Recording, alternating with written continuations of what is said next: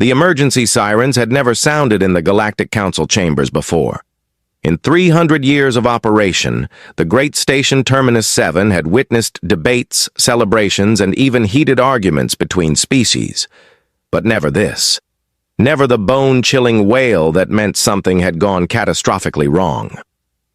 Zeloth of the Velkari stood at the center of the circular chamber, his forearms trembling slightly as he activated the holographic display. His insectoid face, usually so composed in its chitinous elegance, showed clear signs of stress. The antennae on his head drooped lower than any of the assembled representatives had ever seen. "Council members," he began, his voice translator rendering his clicks and whistles into something all species could understand. "We face a crisis unlike anything in recorded history." The chamber filled rapidly. Representatives from 47 species took their positions around the great circle. The Thornash arrived in their slow, crystalline way, each step ringing like a bell on the metal floor. The Marathi floated in their water-filled containment suits, their tentacles pressing against the transparent walls. The Krevtar, the Solmani, the Pesh, all of them came, all of them afraid. Seoyeon Park stood in the human observation gallery, her hands gripping the railing. She was young for a diplomatic assistant, barely 26, but she had earned her position through hard work and talent. Her role was simple: observe council proceedings, and report back to Earth's diplomatic corps. Earth wasn't a full council member, just an associate with limited privileges. Today, she wished she was anywhere else. "Show them," said Krital, an elder of the Thornash. His crystalline body refracted the chamber lights into rainbow patterns. "Show them what we're facing." The holographic display shifted. Images appeared in the air above the council floor. Seoyeon felt her stomach turn. The first image showed a colony world. Beautiful, green, with 3 moons hanging in a purple sky. The second image showed the same world 2 weeks later. The city still stood, but something was wrong. The streets were filled with people, but none of them moved. They simply stood there, swaying slightly, their eyes empty. "This is the colony of Reshitar Prime," Zeloth explained. "Population 4 million. 3 weeks ago, they reported an unknown infection spreading through their cities. 2 weeks ago, all communication ceased. When we sent a rescue team, they found this." The image zoomed in on a single victim, a Krevtar male standing in the middle of a street. His mouth hung open. His eyes stared at nothing. Medical readouts appeared beside him, showing that his body was healthy. Heart beating, lungs breathing, all organs functioning. But the brain scan showed almost no higher activity. He was alive, but the person he had been was gone. "The silence," whispered Velmon, a Marathi council member. "That's what the outer colonies are calling it. The disease that steals your mind." Zeloth nodded grimly. 53 colonies have reported infections. The pattern is always the same. It begins with a few cases.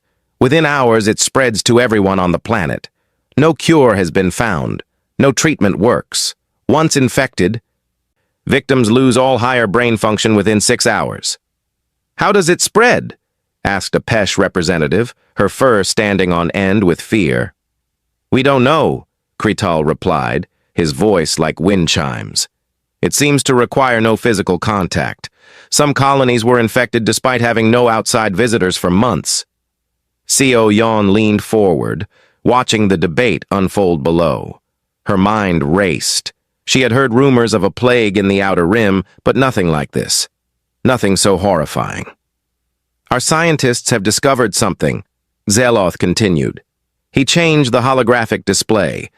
Now it showed strange machines, each about the size of a human hand.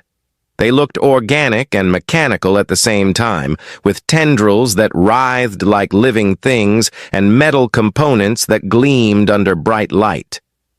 "We call them harvesters. They appear wherever the silence spreads. We believe they carry the infection somehow. They're machines, but they seem almost alive.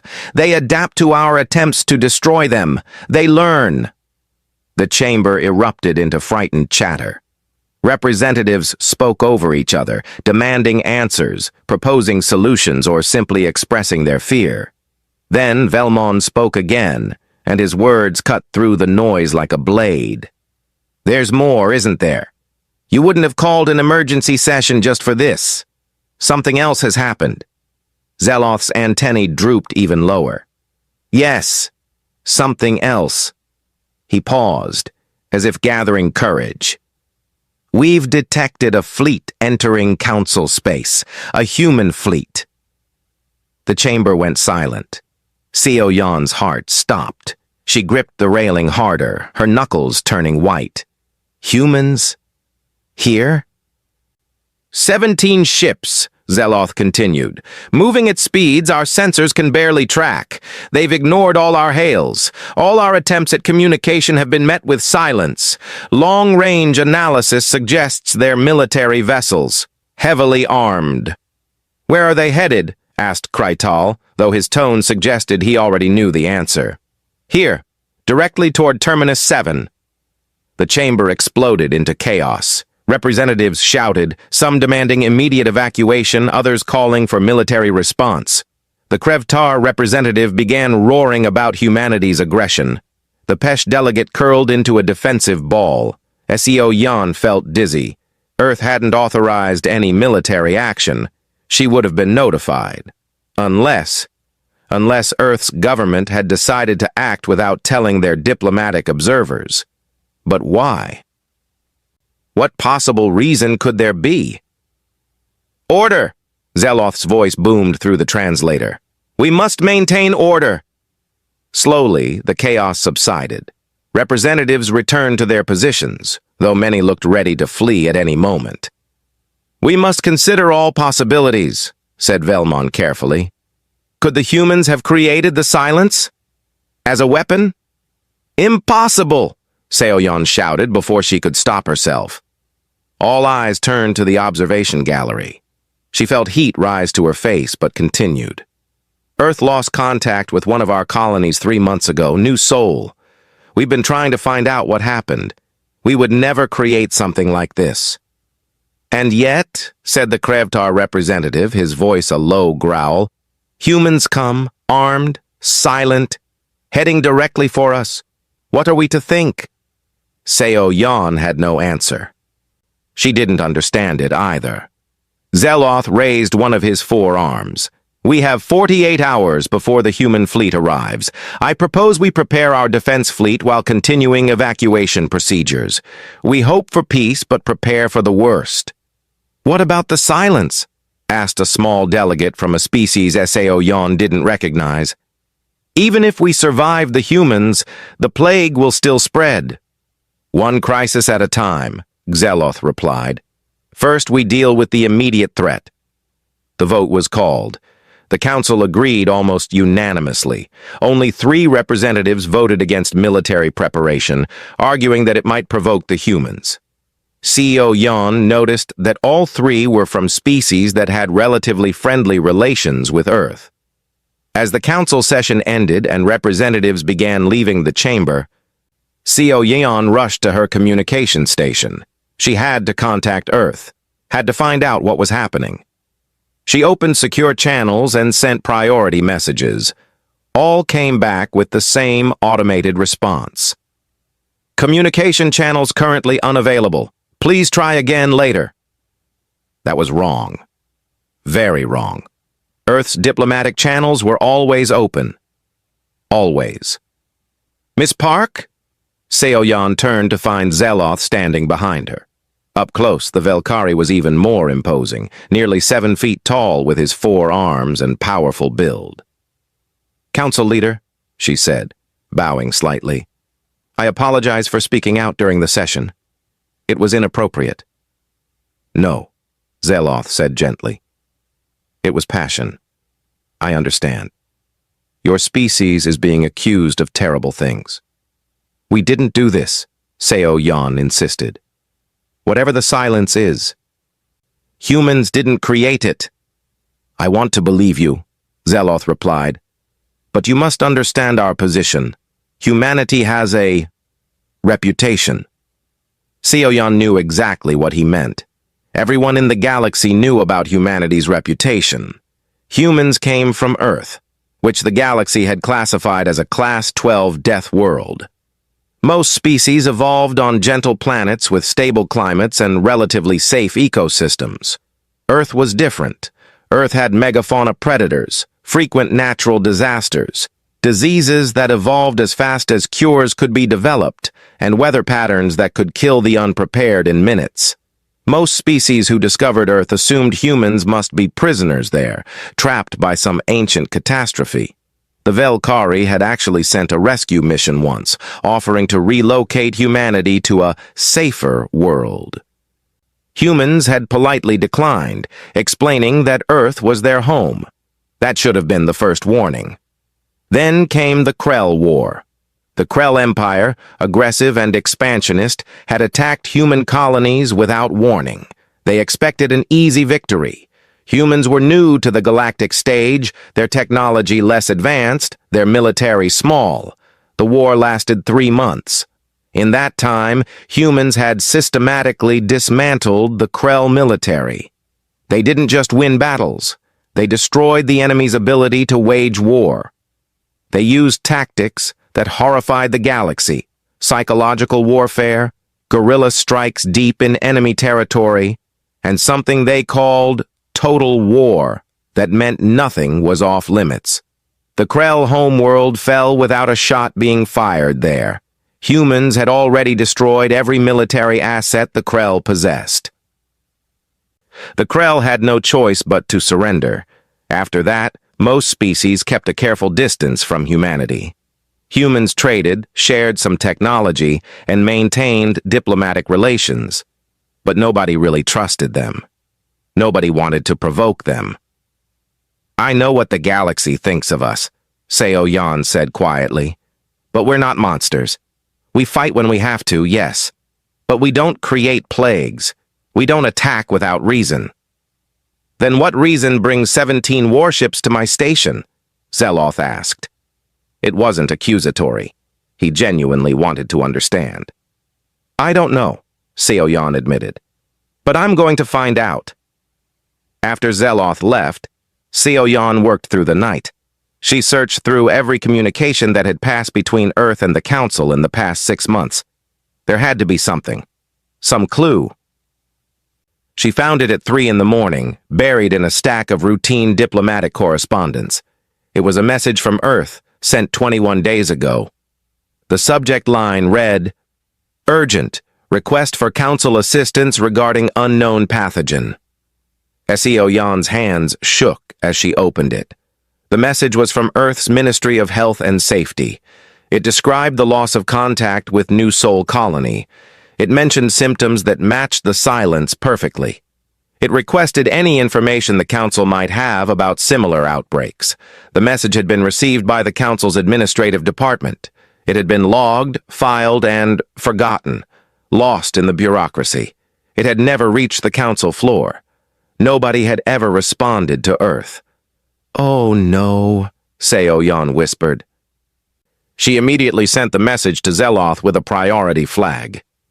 Then she tried again to contact the human fleet. She used every frequency she knew. She tried common Earth languages: English, Mandarin, Spanish, Korean.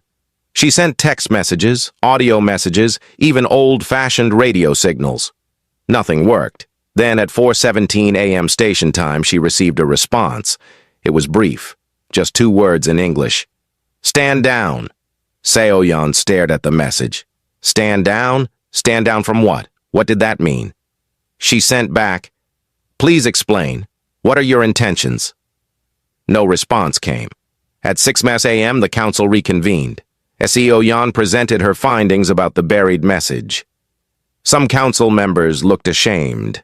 Others angry that Earth had been ignored, but most focused on the 2-word response from the human fleet. Stand down, repeated the Krevtar representative. That's a military command, a threat, or a warning, suggested Krital. "Perhaps they want us to move our defense fleet." "Why?" demanded Velmon.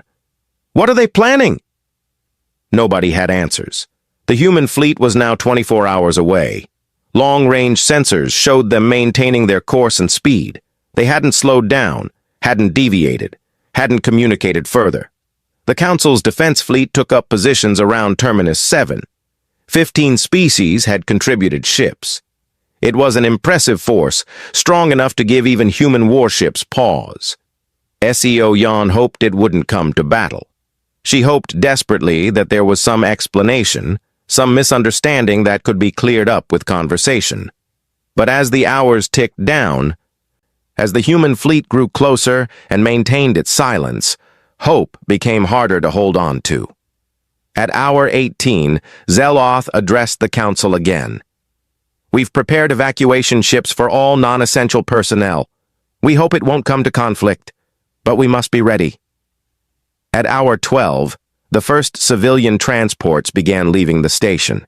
At hour 6, the defense fleet armed all weapons systems. At hour 1, Seo Yan stood in the observation gallery again, watching the view screens that showed empty space. Somewhere out there, 17 human ships were approaching. Somewhere out there, people from her homeworld were about to arrive at this station. Were they coming to attack? To conquer? She couldn't believe it. Wouldn't believe it. But she also couldn't explain it. The last minutes ticked away in silence. The council chamber was nearly empty now, only essential personnel remaining. Zeloth stood at his position, all four arms clasped together in a gesture of prayer or meditation. Then alarms blared. "They're here," announced the sensor operator, a Pesh with trembling paws. "Human fleet emerging from faster-than-light travel. Distance 50,000 kilometers. They're hailing us." "On screen," Zeloth commanded. The view screen flickered to life. A human face appeared. Male, middle-aged, with stern features and eyes that had seen combat. He wore a military uniform Seo Yan recognized as belonging to Earth's United Fleet. "I am Admiral Minjun Choi of the United Earth Ship Indomitable," the man said. His voice was calm, controlled, but there was something beneath it, something hard and unyielding. "Council of Species. You will evacuate all stations within the Xerxes cluster immediately. You have 12 hours. We will not repeat this warning." The transmission ended.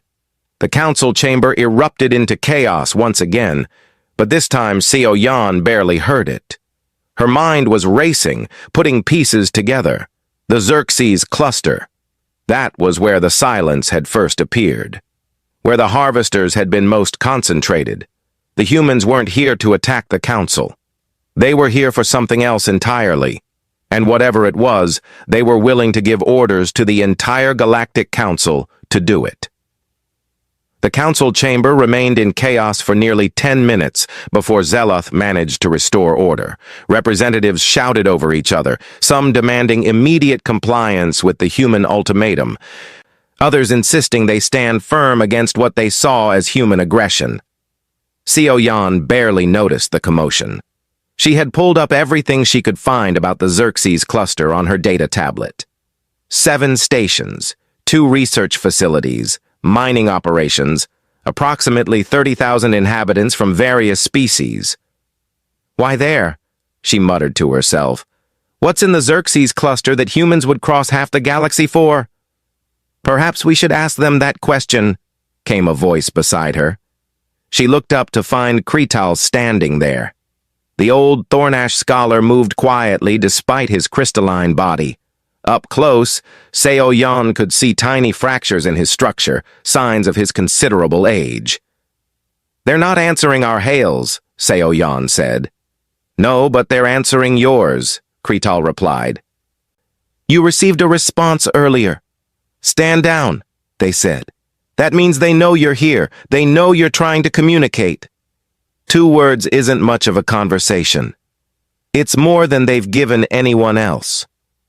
Krital's voice held a gentle tone. "Tell me, young one, what do you know of your species' history with the Council?" Seoyan frowned. We applied for membership 20 years ago. The council granted us associate status, but not full membership. We've been trying to prove ourselves worthy ever since. That's the official story, Krital agreed. But do you know why the council hesitated to accept humanity fully? Because of the Krell War, because we're too aggressive. Partially true, but not complete. Krital settled himself into a resting position, his crystalline body ringing softly. Let me tell you what I remember of first contact with humanity.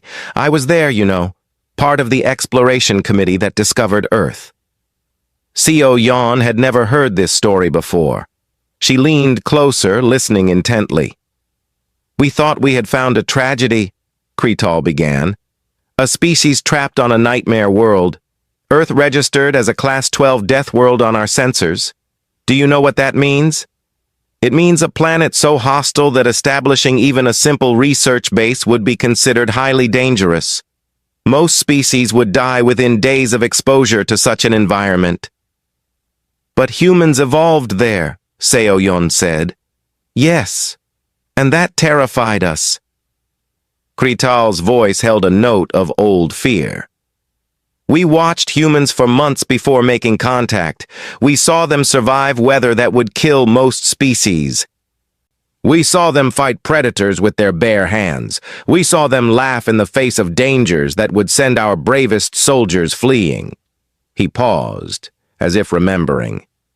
When we finally made contact, we offered to save them.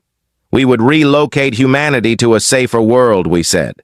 A paradise compared to Earth. Do you know what your ancestors said? They said no. They said no, Krital confirmed. More than that, they seemed confused by the offer. This is our home, they told us. Why would we leave? We realized then that humans didn't see Earth as a prison. They saw it as normal, as comfortable. Seoyan had heard pieces of this before, but never from someone who had been there. That scared the council. It did. We began studying humanity more carefully. We learned about your history, the wars you fought among yourselves, the way you turned everything into weapons, sticks, stones, chemicals, even atoms themselves, the way you never surrendered, never stopped fighting, no matter the odds. We're survivors, Seoyan said softly. That's what Earth taught us. Survive, adapt, overcome. Yes. But the council saw something different. They saw a species that might eventually turn that survival instinct outward, toward the galaxy. Krital shifted slightly. Then came the Krell War, and our fears seemed confirmed. The Krell attacked us first, Seoyan protested. They did. And humanity's response was devastating. Not just in the military sense, but in how it was perceived. Other species fight wars, yes, but there are rules, unspoken agreements. You target military installations, not civilian infrastructure. You avoid certain tactics considered too cruel. Humans didn't follow those rules, Seoyan said quietly, understanding dawning. No, humans fought to win using every advantage. Psychological warfare that left Krell soldiers too afraid to fight. Guerrilla tactics that made nowhere safe. Economic warfare that collapsed their entire supply chain. Krital's voice held something like awe. In 3 months, humanity reduced the Krell Empire, a power that had conquered 17 systems, to a broken remnant. The Krell homeworld surrendered without a shot fired there because there was nothing left to fight with. And the council decided we were too dangerous to trust. Some did, yes. But I saw something else. Krital turned to look at her directly. I saw that humanity never struck civilian targets unless absolutely necessary. I saw that when the war ended, humans didn't occupy Krell territory. They didn't demand tribute or territory. They simply stopped the threat and went home. Then why keep us at arm's length? Because the council is afraid of what humanity represents. You're proof that terrible environments create terrible survivors. And the question everyone asks is, When will humanity decide the rest of us are threats that need to be stopped? Seo Yan sat back, processing this. That's why everyone's so scared now.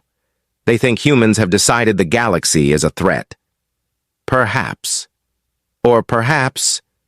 Krital gestured toward the view screen where Admiral Choi's last message was frozen. Perhaps humanity has found a threat that needs stopping, and they're doing what they've always done. Using overwhelming force to end it quickly. A thought struck Seo Yan. The Xerxes cluster. You said there are research facilities there. What do they research? Ancient technology primarily. The cluster contains several archaeological sites from the predecessor civilization. The predecessors? Seo Yan had heard of them. A species that had disappeared millions of years ago, leaving behind ruins and mysterious technology scattered across the galaxy. Yes. Most of their technology is inert now, dead, but occasionally we find active sites. There's one in the Xerxes cluster, an ancient facility buried in an asteroid. We studied it for decades, but couldn't access the interior.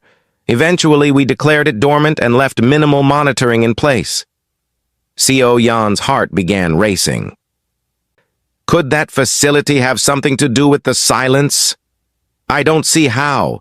It's been inactive for millions of years. But Krital's voice held uncertainty. Seo Yan pulled up her data tablet and began searching through reports. If there was a connection between the ancient facility and the silence, there had to be evidence somewhere. She found it in a report filed 6 weeks ago by a research team in the Xerxes cluster. They had detected unusual energy readings from the asteroid containing the predecessor facility. The readings lasted for 3 days, and then stopped. The research team had recommended investigation, but their report had been filed away, marked for review at the next quarterly assessment. 3 days of unusual activity, Seo Yan muttered, and 6 weeks ago. That matches the timeline for when the first silence infections appeared in the outer rim. She showed Krital the report. The old Thornash read it carefully, his crystalline features reflecting the screen's light. This could be coincidence, he said, but he didn't sound convinced. Or it could be exactly what the humans think it is. Seo Yan stood up. I need to get this to the council, to Zeloth. She rushed down from the observation gallery to the main floor. The council was still debating whether to comply with the human ultimatum or to stand firm. Seo Yan pushed through the crowd of representatives and their assistants until she reached Zeloth. Council leader, I have information about the Xerxes cluster. Zeloth looked exhausted. His antennae drooped, and his 4 arms hung loosely at his sides. Miss Park, unless this information explains why humans are threatening us, it can wait. It might explain exactly that. Seo Yan showed him her tablet. The ancient predecessor facility in the Xerxes cluster. It showed activity 6 weeks ago, right when the silence first appeared. What if it's not dormant? What if it created the harvesters? Zeloth's eyes widened. He grabbed the tablet, reading quickly. Then he turned to address the council. Representatives, please. I have new information to share. The chamber quieted. Zeloth explained what Seo Yan had discovered. Representatives leaned forward, listening intently. This is speculation, said the Krevtar representative. We have no proof the facility is involved. But the timing matches, argued a Marathi delegate, and humans specifically mentioned the Xerxes cluster. They must know something we don't. Then let them tell us, demanded the Krevtar, instead of issuing ultimatums. As if in response, the communication system activated. Admiral Choi's face appeared on the view screen once more. Council of Species, he began without preamble. You have asked why we're here. You demand explanations. Very well. 3 months ago, the human colony of New Sol went silent. 300,000 souls lived there. When our rescue teams arrived, they found the same thing you've seen on 53 other worlds. Our people standing in the streets, minds gone, bodies functioning but empty. The Admiral's face was hard, but Seo Yan could see pain beneath the stern expression. We lost 300,000 people in a matter of hours. We couldn't save them. We couldn't even understand what happened. All we could do was evacuate the few who hadn't been infected yet and watch our colony die. He paused, seeming to gather himself. Our scientists worked day and night to understand the silence. They traced the infection vector. They studied the harvesters. And they found something. The harvesters aren't natural. They're machines. Ancient machines, still following programming set millions of years ago. Zeloth stepped forward. The predecessor facility in the Xerxes cluster. Yes, Admiral Choi confirmed. Your own records show unusual activity from that facility 6 weeks ago. That's when this started. That facility isn't dormant. It's active. It's producing harvesters and spreading them across the galaxy. Every day it operates, more people die. More colonies fall silent. Why didn't you tell us this? Zeloth demanded. Why come here with warships instead of information? We tried to tell you, the Admiral replied, and now anger crept into his voice. We sent a request for assistance 3 weeks ago. We detailed everything we'd learned. We asked if you had any information that could help. We received no response. Seo Yan felt her face flush with shame. The buried message, the bureaucratic failure that had left Earth's cry for help unanswered. That message was mishandled, Zeloth admitted. An error in our administrative systems. We only learned of it today. An error that cost lives, Admiral Choi said coldly. While we waited for a response that never came, 7 more colonies fell to the silence, 15 million more victims. We realized we couldn't wait for the Council to act. We had to stop the source ourselves. And you think you can destroy a predecessor facility? Kretal's voice rang out. Many have tried over the millennia. All have failed. Those installations were built to last forever. Then we'll be the first to succeed, the Admiral replied, because we have to be. That facility is producing weapons that are killing millions. It has to be destroyed. And if that means reducing the entire asteroid to dust, then that's what we'll do. How? Asked Velmon. What weapons do you possess that could accomplish such a thing? Antimatter warheads, enough to crack the asteroid in half and vaporize everything inside it.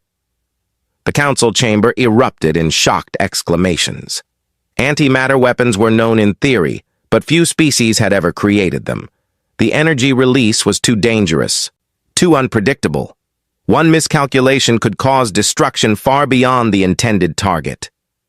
That's insane, shouted the Krevtar representative. The explosion could destabilize the entire cluster, destroy all 7 stations. Yes, Admiral Choi agreed. That's why we told you to evacuate. We don't want to kill anyone, but we will destroy that facility no matter the cost. Too many have died already. Zeloth raised his arms for silence. When he spoke, his voice was calm but firm. Admiral Choi, humanity has suffered greatly from the silence. We understand your pain and your anger, but you cannot make this decision unilaterally. The Xerxes cluster is council territory. Those stations house 30,000 souls. Then get them out, the Admiral said simply. You have 12 hours. We have a countdown running. Whether those stations are empty or not, we will complete our mission. You would kill 30,000 innocent people to destroy one facility? We would give them 12 hours to evacuate so we can destroy the facility that's killing millions. Admiral Choi leaned forward, his eyes hard. Council leader, I didn't come here to negotiate. I came here to warn you. Clear the Xerxes cluster. We will do what must be done. The transmission ended. Silence filled the chamber. Seo Yan looked around at the representatives. She saw fear on every face, regardless of species. The Velkari, the Thornash, the Marathi, the Krevtar, all of them afraid. But beneath the fear, she saw something else. Realization, understanding. Humans weren't here to conquer or destroy the Council. They were here to end a threat. And they were willing to be seen as monsters to do it. "What do we do?" asked a small voice. One of the younger representatives, from a species Seo Yon didn't recognize. Zeloth stood silent for a long moment. His four arms moved through a series of gestures that Seo Yon knew represented deep thought among the Velkari. Finally, he spoke. "We evacuate, immediately, all 7 stations in the Xerxes cluster. Every person, every piece of critical equipment we can transport in 12 hours. "You're giving in to their demands?" the Krevtar representative snarled. "I'm saving 30,000 lives," Zeloth replied. "And I'm acknowledging something I should have seen earlier. Humanity isn't our enemy. The silence is. And if humans are willing to risk galactic condemnation to stop it, then perhaps they understand the threat better than we do." He turned to his communication officer. "Send out the evacuation order. Every ship we have goes to the Xerxes cluster. We have 12 hours to clear 7 stations. It will be close, but we can do it." Orders flew through the chamber. Representatives contacted their ships, their governments, their people. The great machinery of the council lurched into motion, focused now on saving lives instead of debating politics. Seo Yon found herself assigned to help coordinate the evacuation. She worked alongside Krital and a dozen other assistants, tracking which ships were going where, ensuring that every station was being covered. 10 hours passed in a blur of activity. Reports came in steadily. First station evacuated, second station evacuated, third, fourth, fifth. The 6th station hit problems, a malfunction in their main transport ship. Seo Yon watched the countdown tick down. 11 hours, 40 minutes. They wouldn't make it. Then a new signature appeared on the sensors. A human ship, one of the 17, broke formation and headed for the 6th station. "What are they doing?" Velmon asked. They watched as the human ship docked with the station. 15 minutes later, it undocked again, now carrying the station's remaining population. It had given them transport. Seo Yon felt tears in her eyes. Even now, even while preparing to unleash terrible destruction, humans were saving lives. The 7th and final station completed evacuation with 30 minutes to spare. Every soul in the Xerxes cluster was safe. Admiral Choi appeared on the view screen one final time. "Evacuation confirmed. Council ships, move to minimum safe distance. We're beginning our approach." Zeloth replied. "Admiral, is there no other way? No chance of negotiation?" "The time for negotiation ended when the silence started spreading," the Admiral replied. "Now there's only action, only doing what must be done, no matter the cost." The human fleet moved toward the Xerxes cluster, toward the asteroid containing the ancient facility, toward annihilation. The Council observation ship held position at what the human fleet had designated as minimum safe distance. Seo Yon stood in the observation deck alongside dozens of Council representatives and military observers. Everyone watched the view screens in tense silence as the 17 human warships approached the Xerxes cluster. The asteroid containing the predecessor facility appeared on the main screen. It was massive, roughly 30 kilometers across, pockmarked with craters and covered in ancient metal structures that had survived millions of years in the void. The facility itself was buried deep inside, its outer shell constructed from materials the Council's best scientists still couldn't fully understand. "They'll never breach it," whispered Krital beside Seo Yon. "We've tried for decades. Cutting lasers, plasma drills, kinetic impactors, nothing even scratched the surface." "Humans don't use the same weapons we do," Seo Yon replied quietly. On the screen, the human fleet split into 3 groups. The largest group, led by Admiral Choi's flagship UES Indomitable, took up position directly in front of the asteroid. The other 2 groups flanked it from above and below, creating a 3-dimensional perimeter. "All ships, this is Admiral Choi," came the transmission. "Target confirmed. Weapons free. Begin bombardment sequence." What happened next made several council observers gasp. The human ships opened fire simultaneously, but these weren't the clean energy beams or plasma bolts that most species used. These were solid projectiles, launched from electromagnetic rails at a significant fraction of light speed. Hundreds of them, a metal storm that lit up the darkness with kinetic fury. The rounds struck the asteroid like hammer blows. Even from this distance, the impacts were visible as bright flashes. Debris fountained into space where each projectile hit. "Kinetic weapons," breathed Velmon. "Primitive, but effective." The bombardment continued for 10 minutes. The human ships poured thousands of rounds into the asteroid, targeting the same areas repeatedly. Slowly, impossibly, craters began to form in the predecessor facility's outer shell. "They're doing it," Seo-Yan whispered. "They're actually damaging it." Then everything changed. The asteroid came alive. Energy readings spiked across all sensors. The ancient facility, dormant for millennia, activated its defense systems. Weapon ports that hadn't opened in millions of years suddenly irised wide. Beams of unknown energy lanced out toward the human fleet. "Evasive maneuvers!" Admiral Choi's voice rang out across the communication channels. The human ships scattered, their engines flaring as they dodged the ancient weapons. One beam caught a destroyer, the UES Defiant, across its port side. The ship's shields flared and failed. Atmosphere vented from a dozen breaches. "Defiant reporting heavy damage," came a calm voice over the channel. "Hull breaches on decks 3 through 7. Casualties reported." "Defiant, fall back to secondary position," Admiral Choi ordered. "All ships, continue bombardment. Don't let up." The human fleet regrouped and renewed their attack.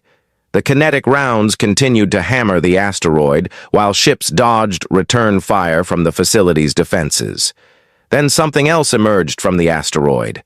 At first, Seo-Yan thought it was debris from the bombardment, but these objects moved with purpose, swarming out from hidden bays in the facility's structure. Thousands of them, each about the size of a human torso. "Harvesters," Kretal said, his voice filled with dread. The machines that carried the silence poured out of the facility like angry insects from a disturbed nest. They were just as hideous in space as they had been in the images from infected colonies. Organic and mechanical components blended together in ways that violated natural law. Writhing tendrils extended from metal cores. Biological matter pulsed around crystalline structures. They moved fast, faster than any ship. "All ships, we have incoming harvesters," Admiral Choi announced. "Point defense systems online. Do not let them board." The space around the human fleet lit up with defensive fire. Lasers, small kinetic rounds, even old-fashioned explosive shells. Anything that could hit the fast-moving harvesters.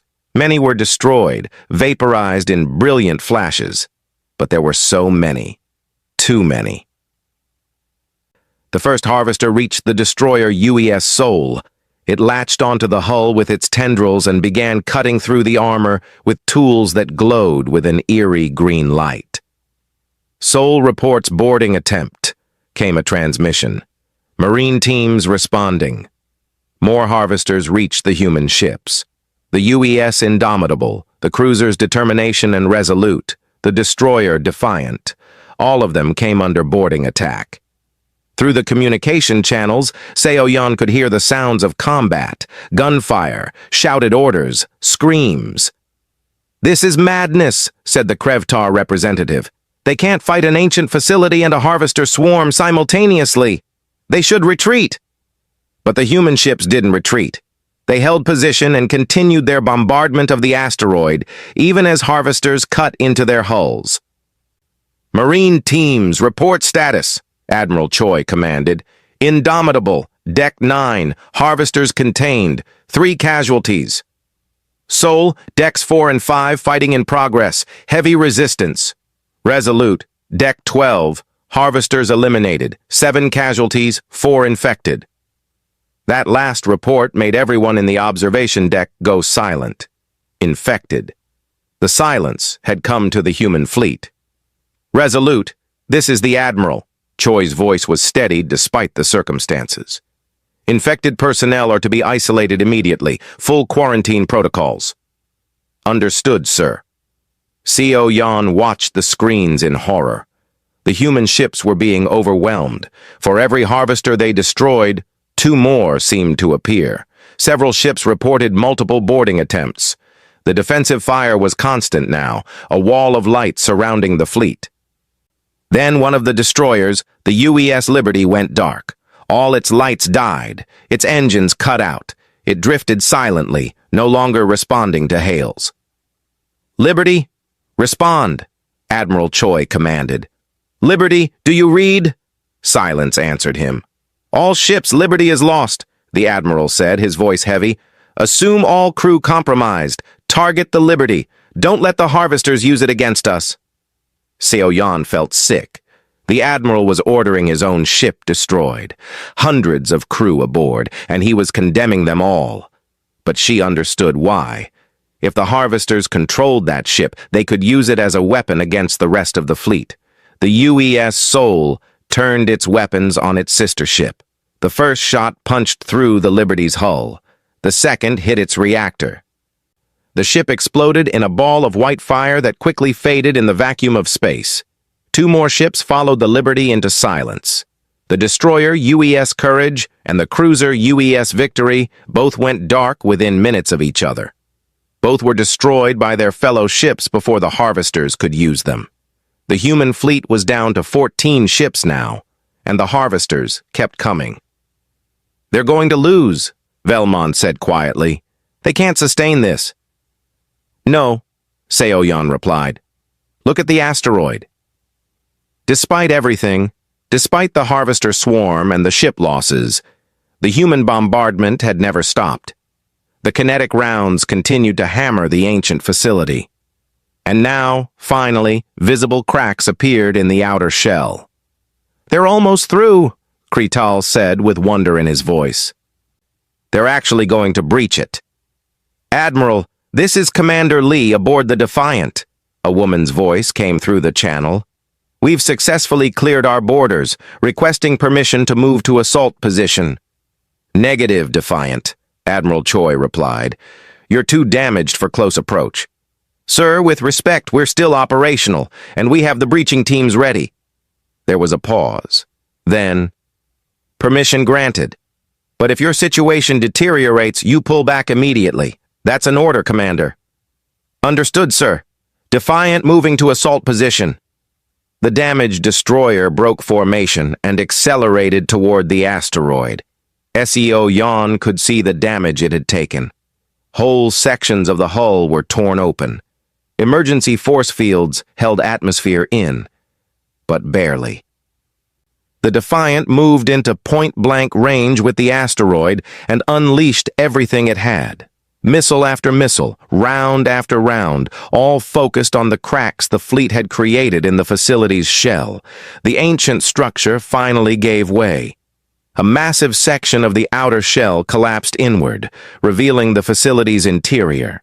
Strange lights flickered in the darkness within. Alien machinery, still operating after millions of years, was finally exposed to space. "Breach confirmed," Commander Lee reported. "We have access to the facility interior." "All ships, concentrate fire on the breach," Admiral Choi ordered. "Pour everything through that opening." The remaining human ships shifted their fire, targeting the exposed interior. Explosions bloomed inside the facility as weapons struck systems never designed to be hit directly. But the harvesters responded immediately. The swarm diverted from attacking the ships and instead poured back into the facility, forming a living shield over the breach. "They're protecting it," Seo Yan realized.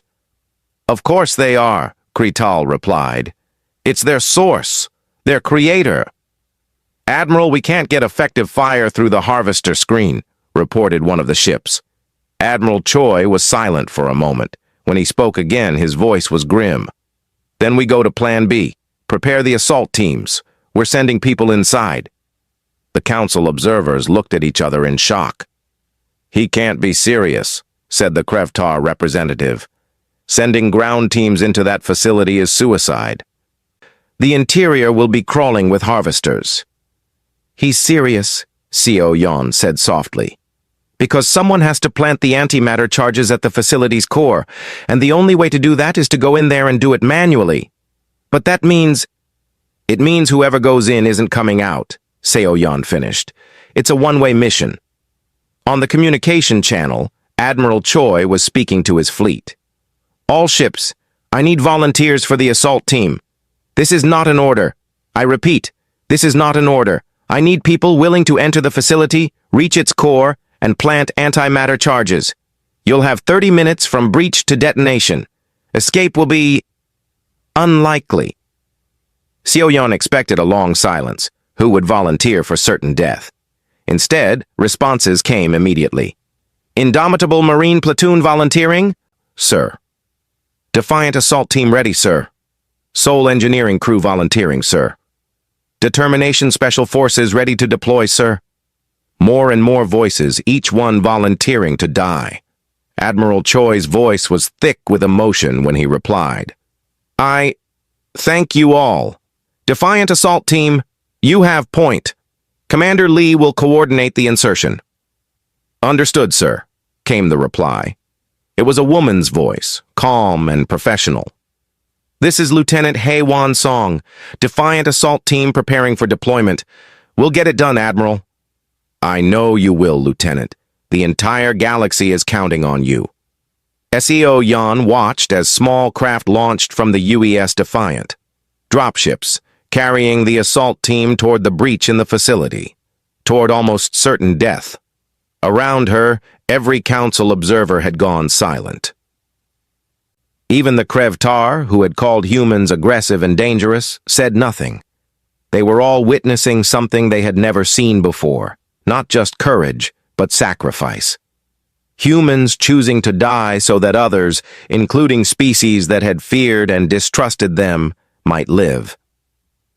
The dropships approached the breach. Harvesters swarmed around them, trying to stop them. The human ships provided covering fire, destroying harvesters by the hundreds. One dropship was hit and spun out of control. It crashed into the asteroid's surface and went silent, but the other two made it through. They disappeared into the breach, into the ancient facility, into the heart of the silence. Assault team is inside, reported Commander Lee. Godspeed, Lieutenant Song. Copy that, Commander, came Hae-Won Song's voice, distorted now by interference from the facility's interior. Beginning our run to the core. See you on the other side. Everyone knew what the other side meant. Seoyeon found herself praying, something she hadn't done since childhood, praying for people she'd never met, praying for humans who were walking into death to save a galaxy that had never fully trusted them. The timer began counting down. 30 minutes until detonation. 30 minutes until the annihilation of the facility. 30 minutes until Lieutenant Hae-Won Song and her team died to save them all.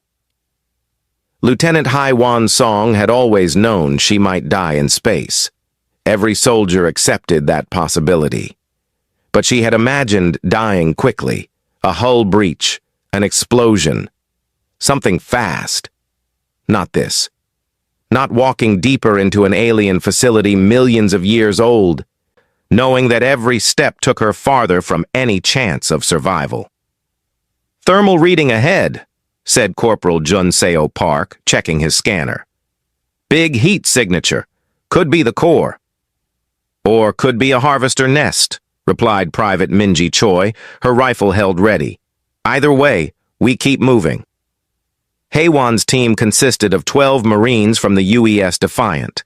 They'd started with 20, but the second dropship had been destroyed during the approach. 8 good soldiers gone before they even reached the facility. Now 12 remained, carrying antimatter charges that weighed heavily on their backs.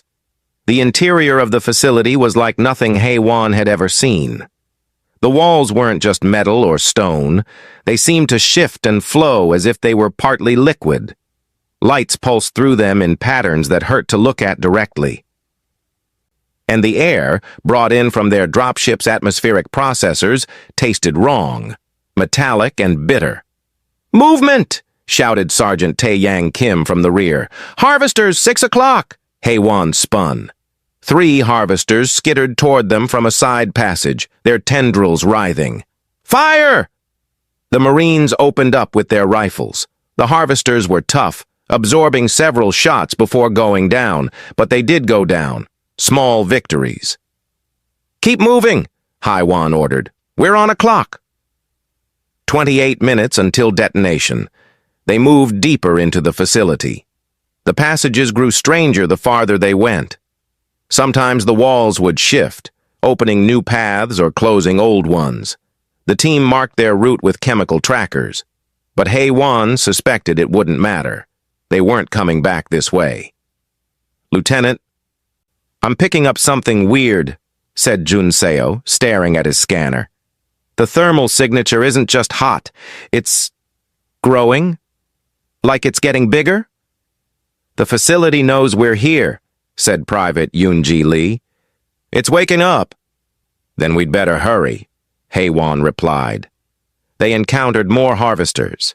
Groups of them, blocking passages. The Marines fought their way through with rifle fire and grenades. 2 Marines fell. Private Sung-ho Kim took a harvester tendril through the chest, and Corporal Hae-jin Yoon was grabbed by 3 harvesters at once and pulled into the darkness before anyone could save her. 10 Marines remained. "There," Junseo pointed ahead. "The passage opens into a chamber. Big one, that's gotta be it." They emerged into a massive space. The chamber was spherical, easily 100 meters across. And at its center, suspended in mid-air by forces Hae-won couldn't see, was the core. It was beautiful and terrible at the same time, a crystalline sphere that pulsed with inner light, surrounded by rings of alien metal that rotated slowly. Energy arced between the rings, creating a web of power, and everywhere, crawling over the sphere and rings, were harvesters. Hundreds of them, maybe thousands. "Holy hell," breathed Min-ji. "That's what we came to destroy," Hae-won said. "Spread out. We need to get charges placed around the perimeter before they realize we're here." Too late. The harvesters turned as one, their sensory organs focusing on the Marines. Then they attacked. The chamber erupted into chaos. Harvesters poured down from the core like a waterfall of nightmares. The Marines formed a defensive circle and opened fire. Rifles barked continuously. Grenades exploded. The air filled with the smell of ozone and burning organic matter. "We can't hold them!" shouted Tae-Yang. "There's too many!" "We don't need to hold them," Hae-won replied, checking her antimatter charge. "We just need to place the charges. Junseo, Min-ji with me. Everyone else cover us." She ran toward the core with 2 Marines following. The rest of the team laid down suppressing fire, creating a corridor of death that the harvesters had to cross to reach them. It worked, but barely. Private Ji-won Han fell, overwhelmed by harvesters. Private Soo-jin Park went down seconds later. 8 Marines left. Hae-won reached a position near the core and activated her antimatter charge. The device hummed to life, its timer syncing with the fleet's master countdown. She set it against the chamber wall and armed it. "First charge placed," she called out. "Moving to position 2. Junseo sprinted along the chamber's curve, dodging harvesters. He placed his charge and activated it. "Second charge set." Min-ji moved to place the 3rd charge, but a harvester caught her. Its tendril wrapped around her leg and pulled. She fell hard, her charge sliding away across the floor. "Min-ji!" Hae-won fired at the harvester, hitting it repeatedly until it released the private. But more were coming. "I got it!" Sergeant Tae-Yang grabbed the loose charge and ran for position 3. A harvester intercepted him. He fired his rifle one-handed while activating the charge with the other. The charge armed, just as the harvester's tendril pierced his chest. He fell, but the charge stayed in place. "Third charge set," someone called out. Haewon realized it was Corporal Daejung Shin confirming Tae Yang's placement even as their sergeant died. 6 Marines remained. "Positions 4 through 6, move now," Haewon ordered. The remaining Marines spread out, each running toward their designated position. Harvesters swarmed them. Private Young-hee Kang made it to position 4 and set her charge before being dragged away, screaming. Corporal Daejung reached position 5 but was overwhelmed before he could arm his charge. Private In-soo Bae grabbed the unset charge and finished arming it, then set his own at position 6. "Charges 4 through 6 set," In-soo reported. 4 Marines left, and 6 more charges to place. Haewon did the math. They weren't all going to make it. Hell, they probably wouldn't place all 12 charges. But maybe they could place enough. The antimatter explosions might trigger a chain reaction that would destroy the core anyway. "Lieutenant," Jun Seo's voice came through her helmet comm. "My scanner's showing something. The core. It's not just a power source. It's controlling the harvesters. Everything connects to it."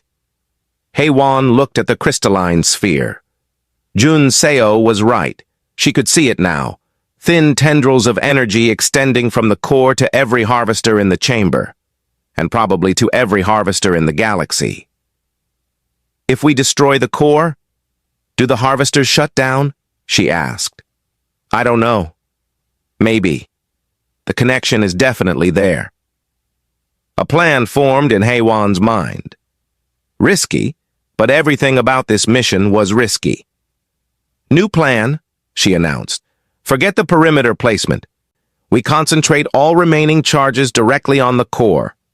Hit it hard enough, fast enough, maybe we can overload it."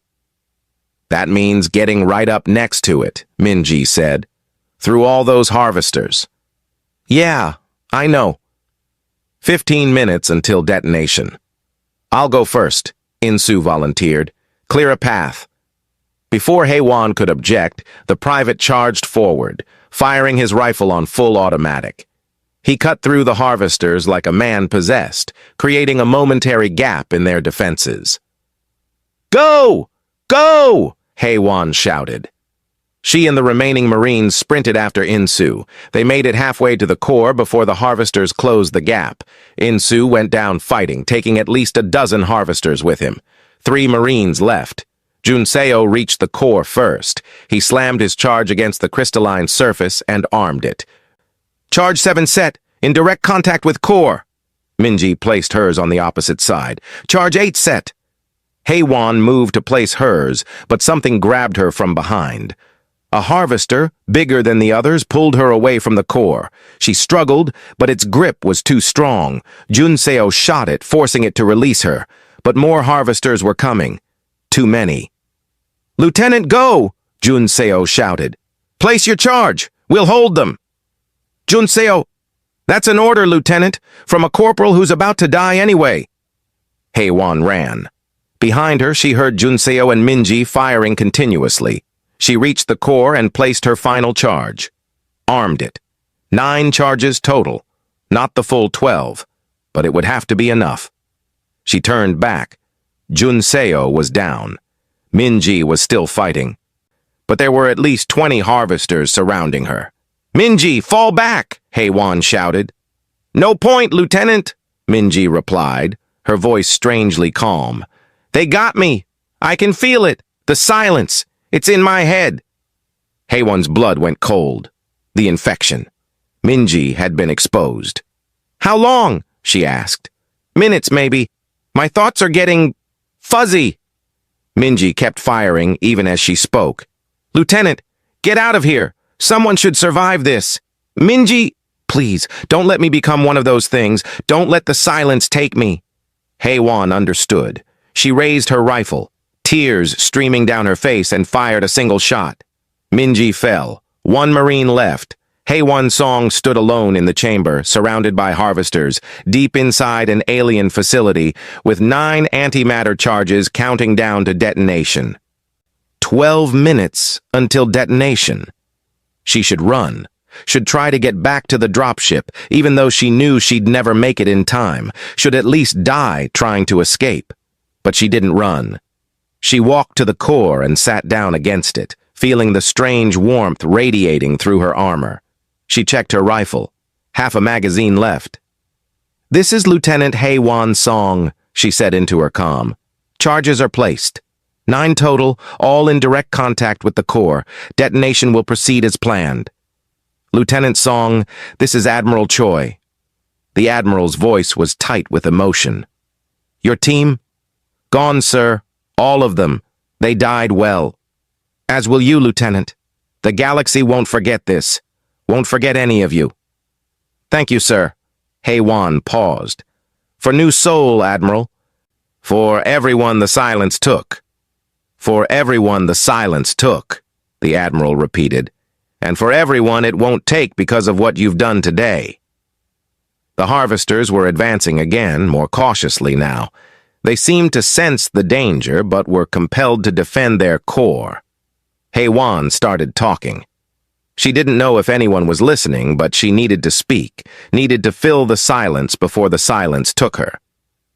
"This is what I remember about New Seoul," she said. "Cherry trees. We had planted them along every major street. They bloomed once a year, and the whole colony would celebrate. Pink petals everywhere, like snow but beautiful." She fired at a harvester that got too close. It fell. "My sister lived there. Ji-yeon. She was a teacher.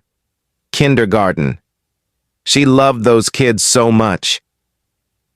Used to send me pictures of their drawings." Another harvester. Another shot. "When the silence came, Ji-yeon was one of the first infected.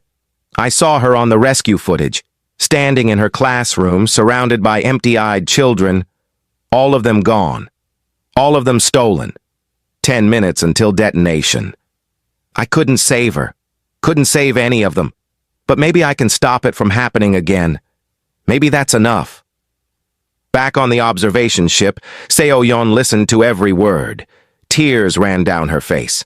Around her, council representatives stood in stunned silence, hearing a human soldier's final moments.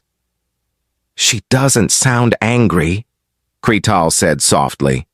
"I thought she would be angry." "She's not fighting for revenge," Seo-yeon replied. "She's fighting so others don't have to lose their sisters." On the channel, HFY continued speaking. She talked about her childhood on Earth, about her decision to join the military, about the first time she saw space and thought it was the most beautiful thing she'd ever seen. 5 minutes until detonation. "I wish I had more time," HFY said. "There's so much I wanted to do, places I wanted to see. But if my death means the silence ends here, then I can accept that. I can—" She stopped mid-sentence. Movement on her scanner. Big movement. "Admiral, I'm reading massive energy buildup in the core. It's doing something, reacting to the charges maybe." "Lieutenant, the charges aren't set to detonate for another 4 minutes. If the core is reacting now, it might blow early," HFY finished. "Understood, sir. Then I guess I don't have to wait as long as I thought." She stood up, facing the advancing harvesters, raised her rifle. "For New Seoul," she said. "For Ji-yeon. For everyone." The core's energy buildup reached critical levels. Light poured from it, so bright that HFY had to close her eyes. She felt heat, intense and growing, felt the harvesters around her stopping as if confused by what was happening to their creator. "Admiral Choi, this is Song. Tell my parents I love them. Tell them I—" The transmission cut to static. On every view screen in the observation ship, every sensor display, the readings spiked impossibly high. Then everything went white. The antimatter charges detonated. The facility core exploded. The entire asteroid came apart like a flower blooming, petals of rock and metal expanding outward in a sphere of destruction. The explosion was visible from the observation ship despite the distance. A new sun birthed in the darkness of space, burning briefly but brilliantly. The shockwave hit the human fleet, pushing ships backward. The observation ship rocked despite being at minimum safe distance. When the light faded, the asteroid was gone. The facility was gone. The core was gone. and Lieutenant Hei-Wan's song was gone. Silence filled every communication channel. The human fleet held position, not moving, as if in tribute to the fallen. Then Admiral Choi's voice came through, heavy with grief and pride. "All ships, they did it. The facility is destroyed. The core is eliminated." Someone on the observation ship started clapping. Then another. Then everyone. Council representatives from 47 different species stood and applauded soldiers they would never meet, honored humans who had died to save them all. Seo Yan clapped until her hands hurt, tears streaming down her face. On the sensors, something remarkable appeared. Across the Xerxes cluster, in every corner of the system, harvesters were going dark, shutting down, dying. Junseo had been right. The core controlled them all, and with the core destroyed, the harvesters lost their purpose, lost their life. "We're getting reports from infected colonies," announced a council communication officer. "The harvesters there are shutting down too, all of them, everywhere." The silence was ending. 437 humans had died to make it happen. 3 ships destroyed. 1 assault team that walked into certain death. But they had won. They had achieved complete dangerous annihilation, not of the council, not of any species, but of the threat that endangered them all. And the galaxy would never forget it. 3 days after the destruction of the predecessor facility, the council chamber on Terminus 7 was fuller than it had been in years. Every species had sent representatives. Every delegate wanted to be present for what was about to happen. Seo Yan stood in the human observation gallery again, but this time she wasn't alone. Earth had sent a full diplomatic team as soon as they heard what happened. Ambassador Chen stood beside her, along with 6 other diplomats. But all eyes were on the council floor, where Admiral Minjun Choi stood in full military dress uniform. It was the first time a human military officer had ever been invited to address the full Galactic Council. Zeloth stood at the center of the chamber, his forearms spread in a gesture of welcome. "Admiral Choi, the Council thanks you for accepting our invitation. We know you have duties with your fleet." "The fleet can wait," Admiral Choi replied. His voice was tired. Seo Yan could see the weight of the past 3 days on his face. "What you have to say seemed important enough to postpone repairs." "It is." Zeloth gestured to the assembled representatives. "Admiral, 3 days ago, humanity arrived at our borders. We were afraid. We thought you came to attack us, to destroy us. We prepared for war." "I know," the Admiral said quietly. "I could see your defense fleet on our sensors. I knew what you thought we were." "We were wrong," Zeloth continued. "Catastrophically wrong. Humanity didn't come to destroy the Council. You came to destroy a threat that was killing millions, a threat we had failed to recognize, a threat we had accidentally created by activating an ancient facility we didn't understand." Murmurs ran through the chamber. Many species had lost people to the silence. The pain was still fresh. "We owe you an apology," Zeloth said. "Multiple apologies. First, for failing to respond to your request for help 3 weeks ago. That failure cost lives. Second, for assuming the worst of your intentions when you arrived. And third, for fearing you when we should have trusted you." Admiral Choi was silent for a moment. When he spoke, his words were measured. "Council leader, humanity doesn't need apologies. We came here to do a job. We did it. That's all." "No," Kretal's voice rang out. The old Thornash stepped forward. "That's not all, Admiral. You lost 437 souls doing that job. 3 complete ship crews, 1 entire assault team. You paid a price in blood to save species that had done nothing to help you. That deserves more than a simple acknowledgement." "They were soldiers," the Admiral replied. "They knew the risks. They volunteered." "Exactly," said Velmon, floating forward in his water-filled containment suit. "They volunteered to die. For us. For species they'd never met. For colonies they'd never visited. Why?" The question hung in the air. Every representative leaned forward, wanting to hear the answer. Admiral Choi looked around the chamber. Seo Yan could see him choosing his words carefully. "Because someone had to," he finally said. The silence was spreading. Every day it operated, more people died. More families were destroyed. We lost New Seoul. 300,000 people gone in hours. My wife's brother lived there.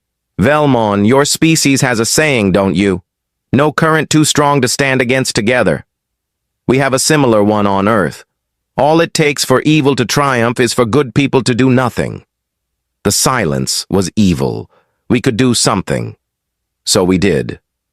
Even knowing it would cost human lives? Asked the Krevtar representative, the same one who had called humans aggressive days earlier. Especially knowing that, the Admiral replied, because the alternative was letting millions more die. And humanity learned long ago that some things are worth dying for. Protecting the innocent is one of them. You speak of protecting the innocent, said a small delegate from a species Seoyeon had learned was called the Pesh.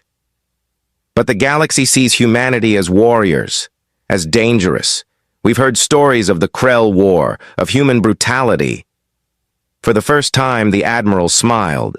It was a sad smile. Yes, we fought the Krell, and we were brutal.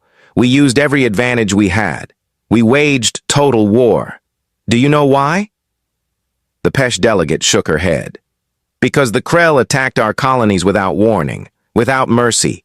They killed human civilians, children, elderly, everyone. They thought we were weak, thought we would surrender quickly. The Admiral's voice hardened. We showed them what happens when you threaten humanity's families. We destroyed their ability to wage war so thoroughly that they would never threaten anyone again. Was it brutal? Yes. Was it necessary? Also yes. And now you've brought that same brutality to the silence, said the Krevtar. Now we've brought that same determination, the Admiral corrected. The silence threatened everyone, human and non-human alike. We didn't see species when we looked at the infected colonies. We saw victims, people who needed help. So we helped the only way we knew how. Zeloth raised one of his arms. Admiral, the Council has debated for 3 days about how to respond to what humanity has done. Some argued that we should be grateful but cautious. Others suggested that we should be afraid of a species capable of such destruction. But I believe we've been asking the wrong question. What's the right question? The Admiral asked. Not what is humanity capable of, but what will humanity do with that capability? Zeloth stepped closer. Admiral, in the past 3 days we've analyzed everything that happened. Your fleet could have destroyed the facility from a distance. You could have fired your antimatter weapons from safe positions and avoided all casualties. Why didn't you? The Admiral met Zeloth's eyes. Because we weren't sure it would work. The facility was ancient, built with technology we don't understand. A distant bombardment might have triggered defensive systems we couldn't predict. Might have caused an uncontrolled reaction that destroyed the entire cluster, including the 7 stations that were still being evacuated when we arrived. So you risked your people's lives to protect ours, Velmon said softly. We risked our people's lives to protect everyone, the Admiral replied. That's what soldiers do, what humanity does. We don't see species when we see a threat. We see people who need protecting. Silence filled the chamber. Seo Yan felt tears forming again. She'd cried more in the past 3 days than in the past 3 years. Zeloth turned to address the full council. Representatives, I call for a vote. The question before us is simple. Should humanity be granted full membership in the Galactic Council with all rights and responsibilities that entails? The Krevtar representative stood. Everyone expected him to object. He'd been humanity's loudest critic. Instead, he said, I vote yes. Humanity has proven itself worthy, more than worthy. One by one, every representative voted. Every single one voted yes. 47 species, unanimous. Admiral Choi, Zeloth announced formally, On behalf of the Galactic Council, I offer humanity full membership. We ask that you join us not as subjects, not as mercenaries, but as equals, as partners in building a safer galaxy." The Admiral stood silent for a long moment. Seo-Yan held her breath. This was everything Earth's diplomatic corps had worked toward for 20 years. "I appreciate the offer, Council Leader," the Admiral finally said, "but I can't accept on behalf of Earth. I'm a military officer, not a diplomat. This decision needs to be made by our civilian government." "Of course," Zeloth said. "We understand. But will you give them our message? Will you tell them that the Council no longer fears humanity? That we want you as allies?" "I will. But I need to ask you something first." The Admiral's expression grew serious. "If we join, will you trust us? Even when our methods seem harsh? Even when we do things that frighten you?" Zeloth's antennae moved in a pattern Seo-Yan had learned meant thoughtful consideration. "Admiral, 3 days ago your fleet arrived at our borders. We froze in fear. We thought you came to destroy us. We prepared for war. We were wrong about everything." He paused, looking around the chamber. "We won't make that mistake again. The next time humanity arrives with dangerous weapons, with grim determination, with willingness to sacrifice everything, we'll remember. We'll remember that when humanity brings annihilation, it's not for us. It's for whatever threatens us, and we'll be grateful." The Admiral nodded slowly. "Then I'll recommend that Earth accept your offer. But I have one condition." "Name it." "The 437 humans who died stopping the silence. I want them honored. I want the galaxy to remember what they did. Not for glory, but so their families know their sacrifice mattered." "Already done," Kretal said. He activated a holographic display. An image appeared, a space station under construction at the exact coordinates where the predecessor facility had been. "We're building a memorial station. It will serve as a research outpost studying the remains of the facility. But its primary purpose is to honor those who fell. We're calling it Song Station, after Lieutenant Hei-Wan Song." Seo-Yan saw the Admiral's jaw tighten. His eyes glistened with unshed tears. "Every human who died will have their name inscribed on the station's memorial wall," Kretal continued. "And every species in the Council is contributing resources to its construction. It will be a symbol of what can be accomplished when the galaxy works together." "Thank you," the Admiral said, his voice rough with emotion. That means more than you know." The formal session ended shortly after. Representatives began filing out, many stopping to speak with Admiral Choi personally. Seo-Yan watched as the Krevtar representative actually bowed to the Admiral, a gesture of deep respect among his species. Later, Seo-Yan found herself in a quiet observation lounge with Kretal. The old Thornash had become something like a mentor to her over the past few days. "Do you think they'll accept?" she asked. "Earth, I mean. Will they join the Council?"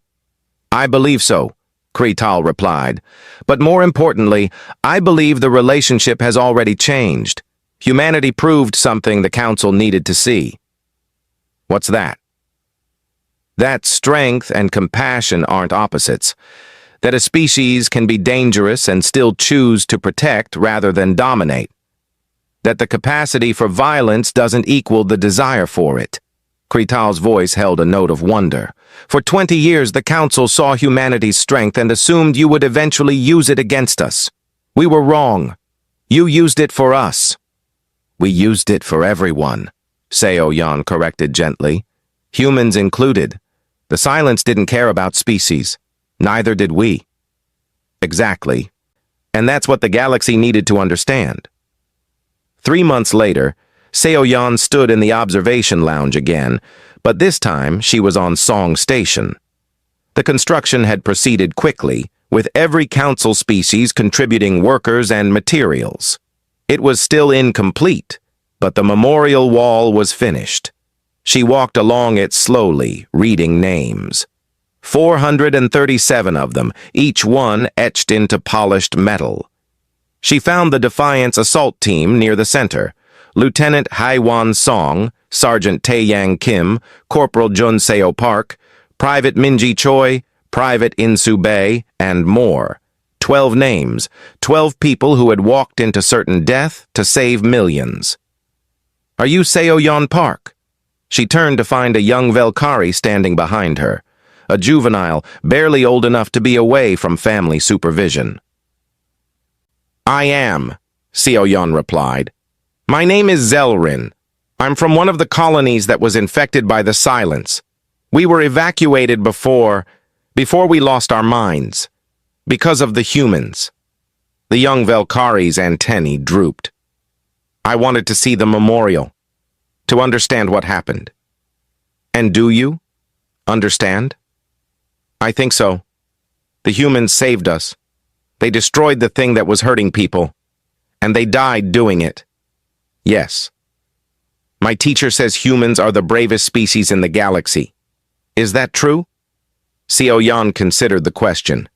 She thought about Lieutenant Song's final transmission, about a woman facing death with calmness and purpose, about soldiers who volunteered to die so others might live. "I think humans would say they weren't being brave," she finally answered. "They'd say they were just doing what needed to be done, that someone had to stop the silence and they were capable, so they did it." "But that's what makes them brave, isn't it?" Zelrin replied.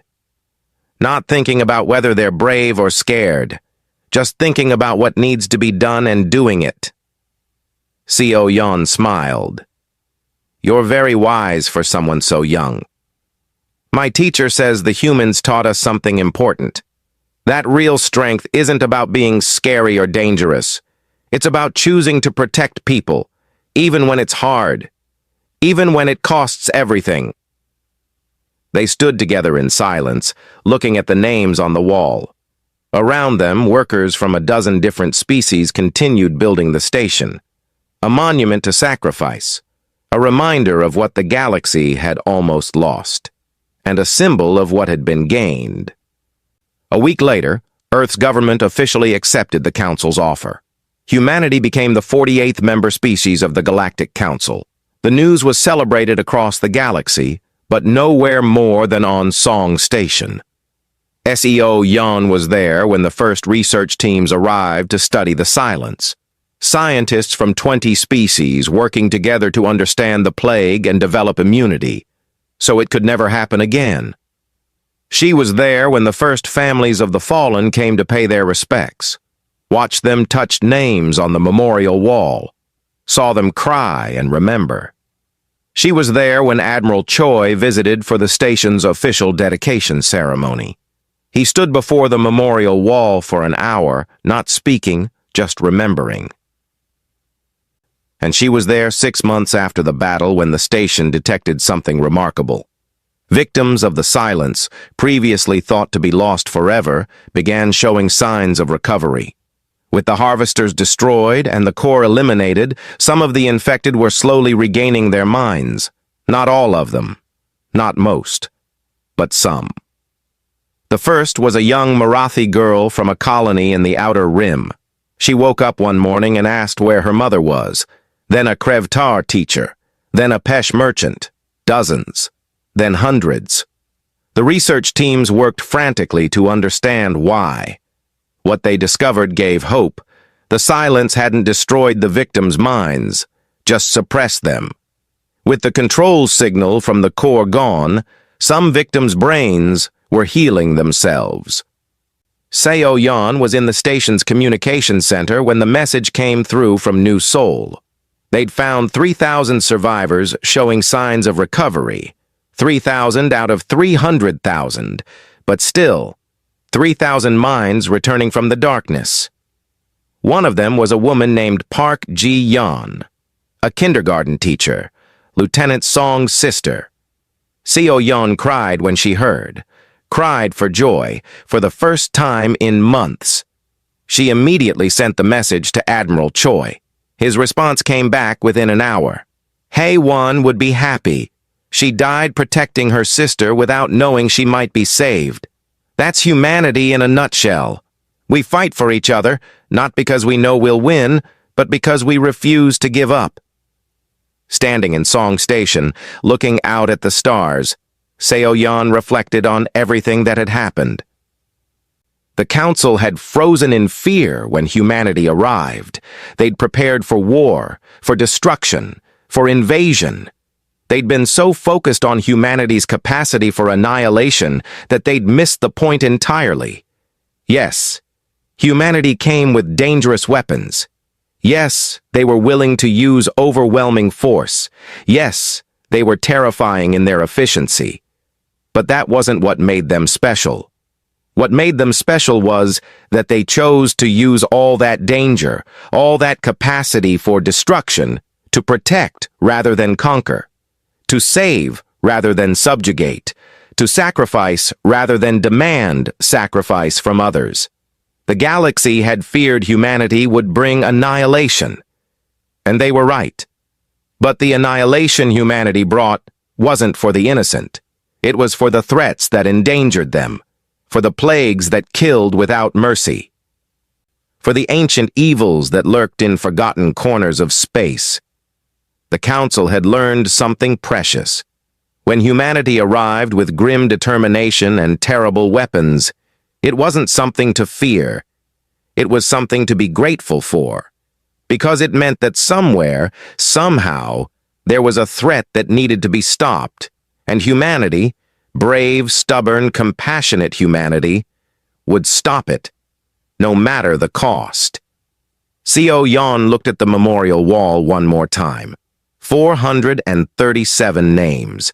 437 reasons why the galaxy was safer. 437 proofs that humanity's greatest strength wasn't their weapons or their tactics or their death world origins. It was their willingness to stand between innocent people and danger, no matter who those people were. That was the lesson of Song Station. That was what humanity had taught the galaxy, and the galaxy would never forget it. Outside the station, ships from 48 species traveled peacefully through space. Humans and non-humans working together, trading, exploring, building a better future. All of it possible because humanity had arrived with one goal: complete dangerous annihilation, not of people, but of the things that threatened people. And that made all the difference. The massive doors of the Galactic Council chamber opened with a soft hiss. Ambassador Sarah Chen walked through them with steady steps, her black uniform crisp and clean. Behind her came 3 other humans, all looking serious and calm. The chamber was huge, with seats arranged in a circle that could hold thousands of beings. Sarah looked around at the alien faces staring at her. Some had multiple eyes. Others had tentacles instead of arms. A few looked like giant insects with clicking mandibles. All of them were watching the humans with what could only be described as amusement. The hegemony representative, Zeth Ka, stood up from his seat. He was tall and thin, with gray skin and 4 arms that moved in flowing gestures. His voice had a clicking sound when he spoke through the translation device. "Welcome, humans of Earth," Zeth Ka said, and several aliens made sounds that the translator identified as laughter. "You have requested to join our military coalition. Please show us what your species can offer." Sarah nodded and activated the holographic projector she carried. Above the center of the chamber, images of human spaceships appeared. They looked solid and strong, but compared to the sleek alien vessels, they seemed clunky and old-fashioned. "These are our current military vessels," Sarah said. "The Olympus-class battleship can carry 2,000 crew members and has fusion reactors that can power the ship for 5 years without refueling." More clicking sounds came from the alien audience. The crystalline beings called the Vorthak made noises like breaking glass that meant they found something funny. The insect-like klaxon delegates rubbed their wings together in what Sarah knew was their version of laughing. Zeth Ka studied the hologram with obvious disappointment. "Your ships still use chemical propulsion for maneuvering," he said. "And these hulls, they are made of metal alloys? How primitive. Our armor can withstand direct hits from nuclear weapons." Sarah replied, trying to keep her voice steady. This caused an eruption of alien laughter. The ethereal collective, beings of pure energy who wore mechanical bodies, actually flickered, with what looked like amusement. Even the normally serious Granite Coalition, who looked like walking rocks, made rumbling sounds. Nuclear weapons? Asked General Vexmore of the hegemony military. He was shorter than Zethka, but had broader shoulders and scars across his face. We stopped using such crude devices 3,000 years ago. Our plasma cannons can melt through your metal hulls like they were made of paper. Sarah felt her jaw tighten, but she continued the presentation. Our fastest ships can reach 0.7 light speed using our jump drives. 0.7? The question came from Admiral Kestan of the Ethereal Collective. Her mechanical body was elegant and silver. Our scouts routinely travel at 0.95 light speed. Our military vessels can exceed the speed of light entirely using dimensional folding. The laughter grew louder. Sarah looked at her fellow humans. Commander Rodriguez kept his face blank, but she could see the anger in his eyes. Dr. Patel was taking notes, probably recording every insult for later analysis. Captain Morrison just stared straight ahead, his military training keeping him calm. Perhaps, suggested a Vorthak delegate, his crystal body ringing like a bell. The humans could be useful for cargo transport. Their ships seemed built for carrying heavy loads slowly. Or waste management, added a Klaxon officer, his mandibles clicking rapidly. Those big, slow ships would be perfect for hauling garbage between systems. The chamber filled with alien laughter again. Sarah felt heat rising in her cheeks, but she forced herself to stay professional. This was exactly what Earth Command had expected. The aliens saw humans as primitive newcomers who had barely figured out how to leave their own solar system. Zethka raised one of his four hands for silence. We appreciate your enthusiasm to join our coalition, he said in a tone that dripped with fake politeness. However, military partnerships require certain standards. Your technology is simply too far behind our own. What would it take for you to reconsider? Sarah asked. General Vexmore stood up, his scarred face showing clear amusement. You would need to prove that your military can match ours, but that is impossible. Our stealth technology alone makes us invisible to any sensors your species could build. Our weapons can destroy targets from distances your ships cannot even detect. Our shields, added Admiral Kestan, can absorb energy levels that would vaporize your entire fleet. And our speed means we could attack and retreat before you even knew we were there. Sarah nodded slowly. So you believe human military technology is useless? Not useless, Zethka said with false kindness. Just limited. Perhaps in a few thousand years, when your species has evolved beyond chemical rockets and metal hulls, we can discuss this again. The aliens found this hilarious. The laughter echoed through the chamber for several minutes. Sarah stood quietly, waiting for it to die down. When it finally did, she spoke again. What if we could prove you wrong? The laughter stopped abruptly. Zethka tilted his head, which made his neck bend in ways that looked impossible for a human. Prove us wrong? How? A demonstration, Sarah said simply. One of your best military ships against one of ours. Same class, same mission parameters. Winner takes leadership of the coalition's next joint operation. General Vexmore actually laughed out loud. You want to challenge us to combat? Your primitive vessels against our advanced technology? Are you afraid? Commander Rodriguez asked quietly. It was the first time he had spoken during the meeting. The effect was immediate. Every alien in the chamber went silent. In galactic politics, questioning someone's courage was a serious insult. Vexmore's face darkened, and his four hands clenched into fists. Afraid? Of humans? Vexmore's voice got louder. I have commanded fleets that conquered star systems. I have destroyed enemy armadas that were twice the size of your entire space force. You think I fear your metal boxes and chemical rockets? Then accept the challenge, Sarah said calmly. Zethka looked around the chamber. The other alien representatives were watching with interest now. This had gone from an amusing rejection to something more serious. In galactic culture, military challenges could not be refused without losing honor. What type of engagement do you propose? Zethka asked carefully. Stealth combat, Sarah replied. Since you mentioned that your stealth technology makes you invisible to our sensors, let's test that. One ship from each side. Hunter-killer mission in neutral space. First ship to score a confirmed kill wins. The chamber erupted in excited chatter. This was unprecedented. No species had ever challenged the hegemony to stealth combat. Their Phantom-class destroyers were legendary for their ability to appear from nowhere, destroy their targets, and vanish again. Admiral Keston leaned forward. You realize that our stealth ships have never been detected by enemy sensors? They can approach within point-blank range without being seen. We understand the risks, Dr. Patel said, speaking for the first time. We also understand the potential rewards.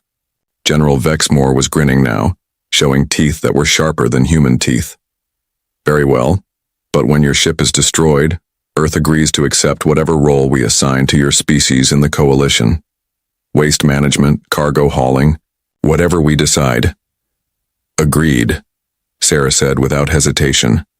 And when we win, humanity gets full military partnership status, including access to coalition technology and command positions in joint operations. When you win? Vexmore laughed again. Impossible, but agreed. We will use our newest Phantom-class destroyer, the Void's Edge. It is equipped with quantum stealth fields and gravitational dampeners. Your sensors will never detect it. We'll use the silent running, Sarah replied. She's our newest stealth frigate. The aliens exchanged glances. None of them had heard of this human ship, which meant it was probably new and untested. This made the challenge even more amusing to them. Zethka stood up formally. The challenge is accepted. We will broadcast the engagement live to all coalition members. The battle will take place in the Kepler 442 system, which is currently uninhabited. Both ships will enter the system from opposite sides. No backup, no support vessels, no outside assistance. Victory goes to the first confirmed kill. When? Sarah asked. One standard galactic week from today, Vexmore said. That should give your primitive vessel enough time to reach the system, assuming it doesn't break down on the way. More laughter filled the chamber.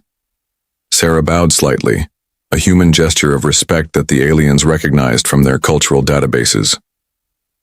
We'll be there, she said. As the humans left the chamber, the aliens began placing bets on how quickly the human ship would be destroyed. Most estimated less than an hour. A few generous souls gave the humans a full day before their ship was reduced to floating debris. None of them noticed the small smile on Sarah's face as she walked away. None of them had bothered to ask why. Humanity's newest stealth ship had a name that suggested it was designed to avoid detection rather than engage in direct combat. And none of them had wondered why the humans seemed so confident about a battle they had no chance of winning. In the corridors outside the chamber, Commander Rodriguez caught up with Sarah. Are you sure about this? He asked quietly. The silent. Running has been testing in deep space for 6 months, Sarah replied. Admiral Torres says she's ready. But against a Phantom-class destroyer? Those things are invisible to every sensor array in known space. Sarah's smile grew wider. Every known sensor array, yes, but they've never encountered human sensor technology before. They don't know what we've been working on.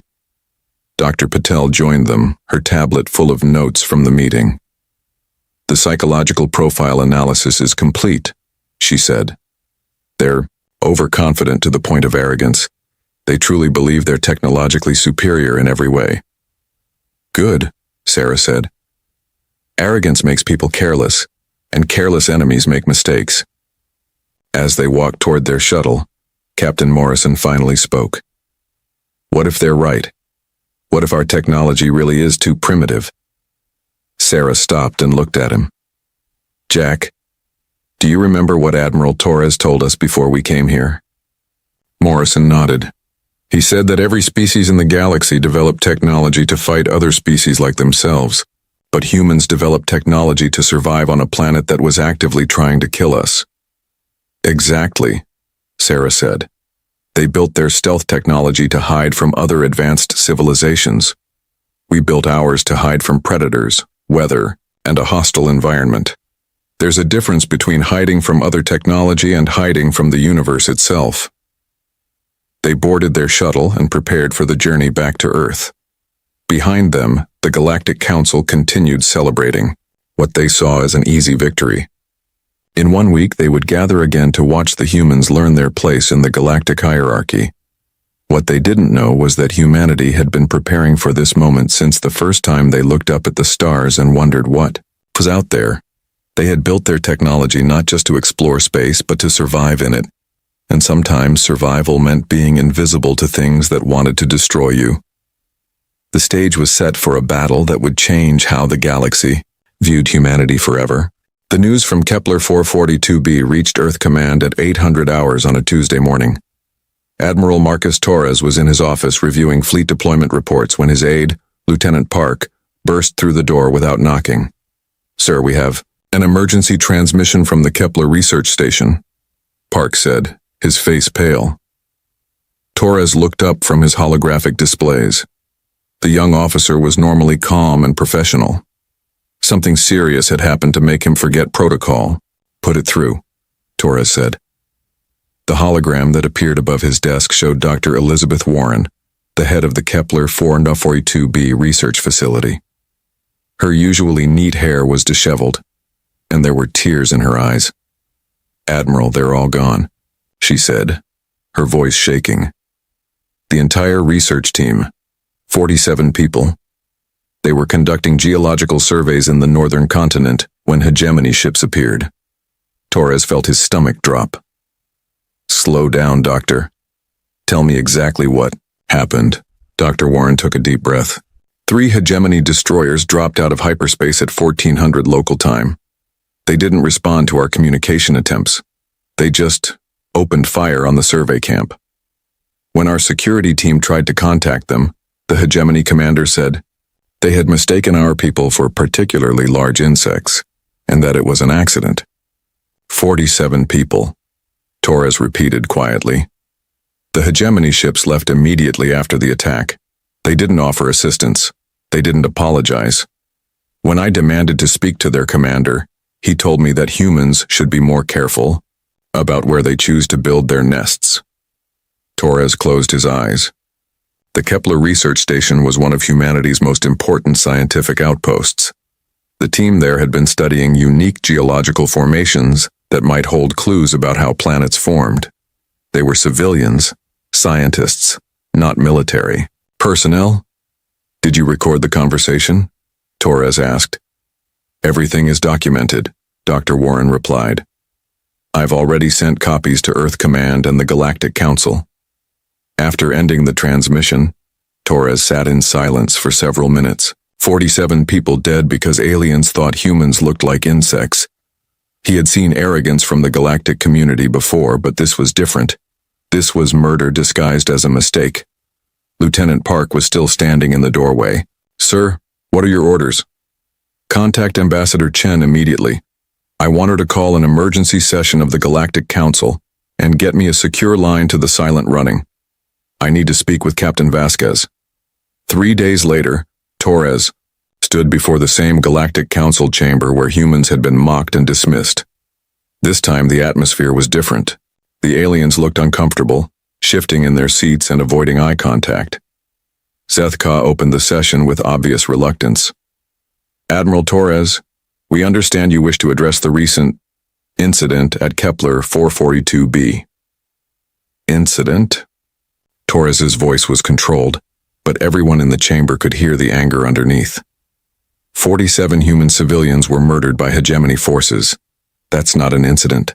That's an act of war. General Vexmore stood up from his section. It was an unfortunate accident. Our forces were conducting routine patrols when they detected movement in an area that should have been uninhabited. In the interest of system security, they eliminated what appeared to be a large insect infestation. Insect infestation? Torres stepped forward. Those were human beings, scientists. They were wearing environment suits with clear identification, markings. Your ships have sensors that can detect individual heartbeats from orbit. Perhaps, Vexmore said with a shrug. Your people should have announced their presence more clearly. The galaxy is a dangerous place for primitive species that don't understand proper communication protocols. The casual dismissal of human lives caused a wave of anger to wash over Torres. Around the chamber, he could see other alien species nodding in agreement. To them, the death of humans was no more significant than stepping on insects. "You're right," Torres said quietly. "The galaxy is a dangerous place, especially for species that underestimate their enemies." Zethka leaned forward. "Are you threatening the hegemony, Admiral?" "I'm issuing a formal challenge under Article 12 of the Galactic Military Compact," Torres replied. "Single-ship combat to determine military superiority between our species." The chamber went silent. Article 12 was an ancient law that allowed disputes between species to be settled through military trials. It was rarely used because most conflicts could be resolved through diplomacy or trade negotiations. General Vexmore laughed, but it sounded forced. "You want to challenge the hegemony to single combat? After what happened at your mockery of a military presentation last week?" "That wasn't a military presentation," Torres said. "That was a diplomatic introduction.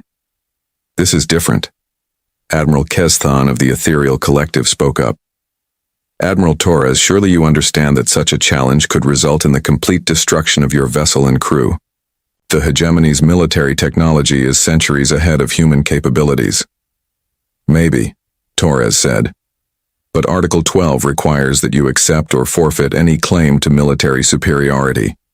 If you refuse, the Galactic Military Compact recognizes humanity as the dominant military force in this region of space."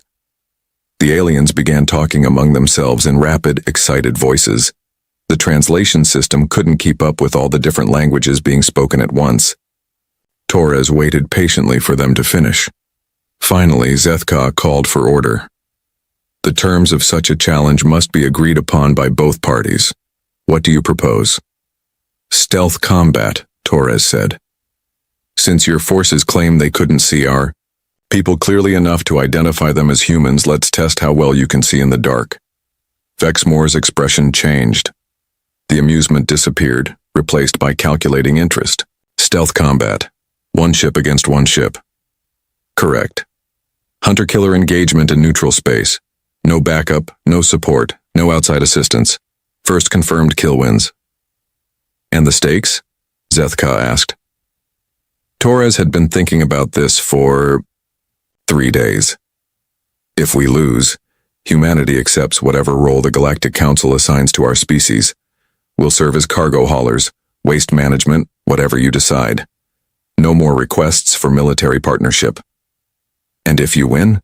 Vexmore asked, though his tone suggested he thought this was impossible. "Full military partnership in the Galactic Coalition, equal voting rights on all military decisions, and a formal apology for the massacre at Kepler 442b. The chamber erupted in discussion again. Several alien delegates were clearly arguing against accepting the challenge. Others seemed excited by the prospect of watching humans get destroyed in combat. After 10 minutes of debate, Zethka called for silence. General Vexmore, as the ranking hegemony military officer present, "The decision is yours." Vexmore stood up slowly. Torres could see the alien weighing his options. Refusing the challenge would be seen as cowardice, which would damage hegemony prestige. Accepting it meant facing human military technology directly for the first time. "I accept," Vexmore said finally, "but I choose the vessel and crew that will represent the hegemony." "Agreed," Torres replied. "Name your ship." "The Void's Edge. Phantom-class stealth destroyer. Captain Ralveth commanding, the most advanced stealth vessel in the known galaxy." Torres nodded. He had been hoping Vexmore would choose the Void's Edge. Human intelligence had been tracking that ship for months, studying its capabilities and weaknesses. "And your ship, Admiral?" Zethka asked. "The UES Silent Running. Captain Elena Vasquez commanding." Several aliens looked confused. They had never heard of this vessel, which meant it was either new or had been kept secret. Either possibility was interesting. "When and where?"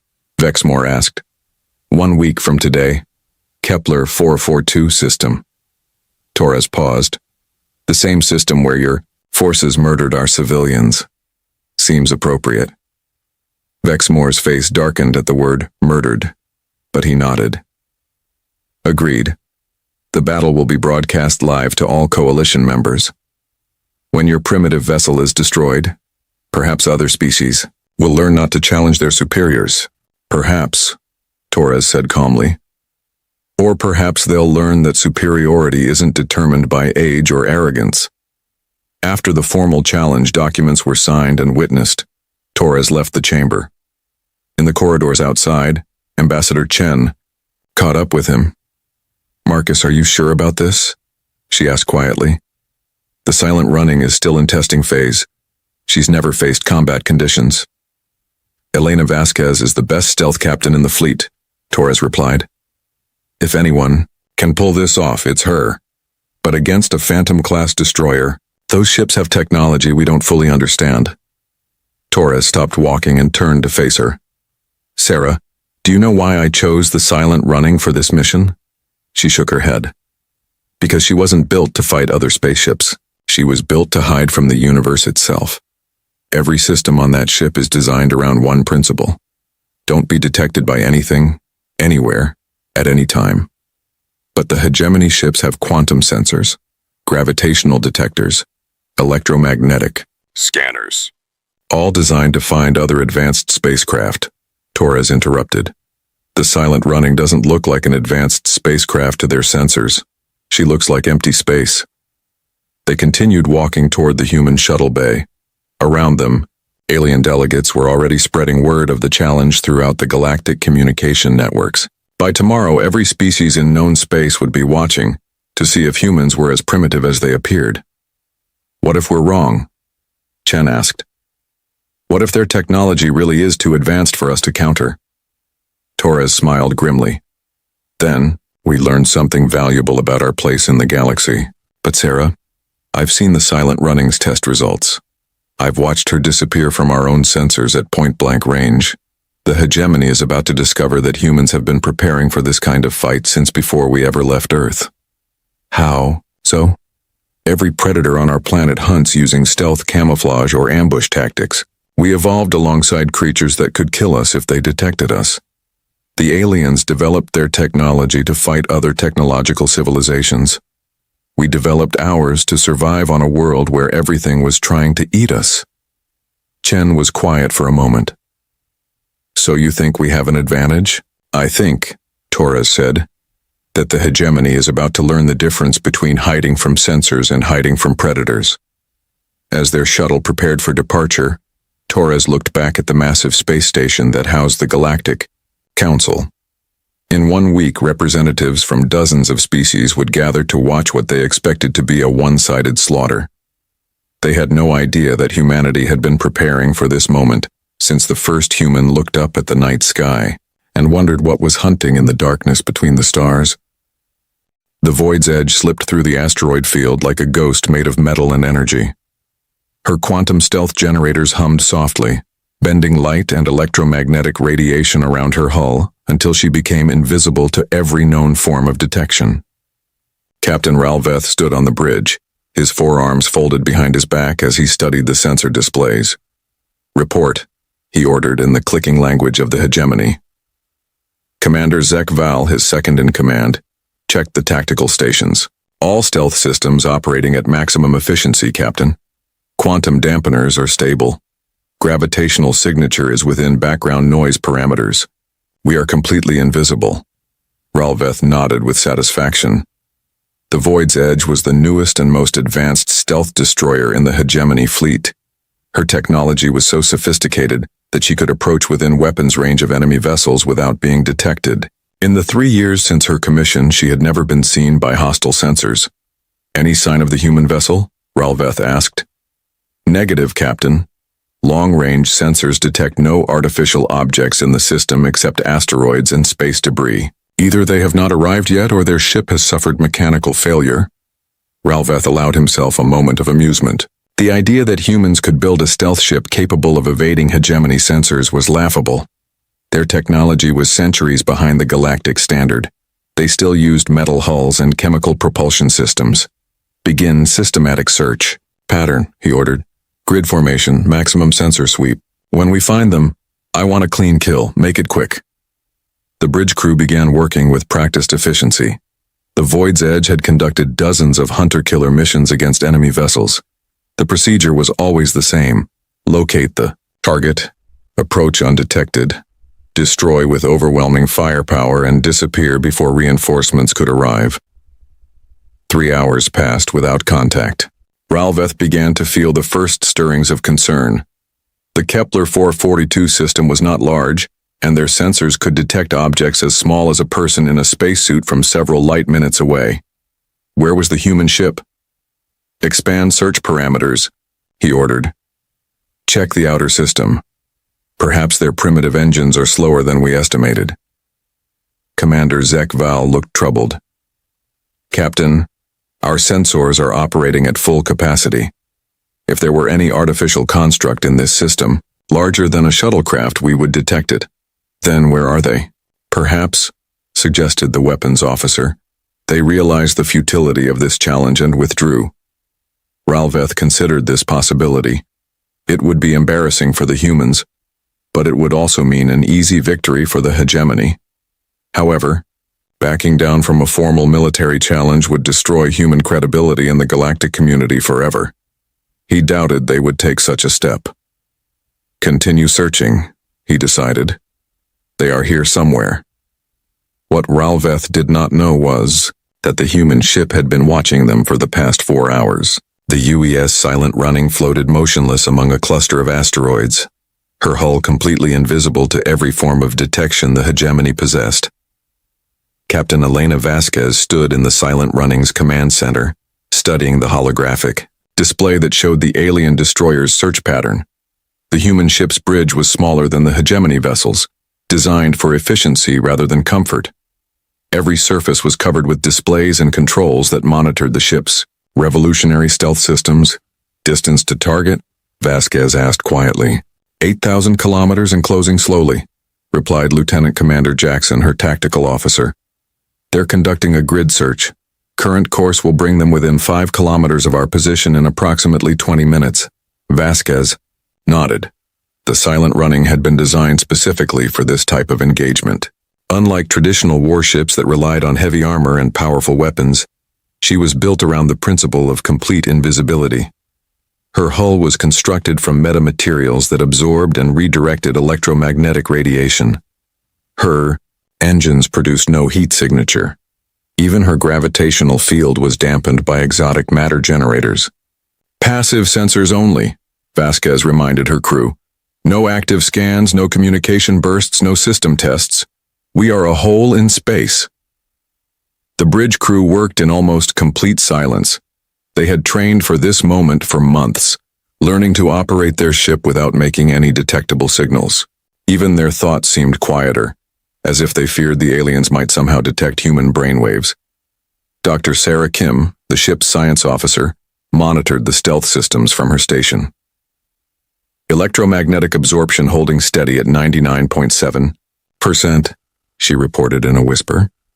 Thermal signature is identical to background space temperature. Quantum entanglement scramblers are preventing any exotic particle detection. Vasquez allowed herself a small smile. The Silent Running represented the culmination of decades of human research into stealth technology. While other species had developed increasingly sophisticated sensors to detect enemy vessels, humans had taken a different approach. They had built a ship that didn't just hide from sensors. It became invisible to the universe itself.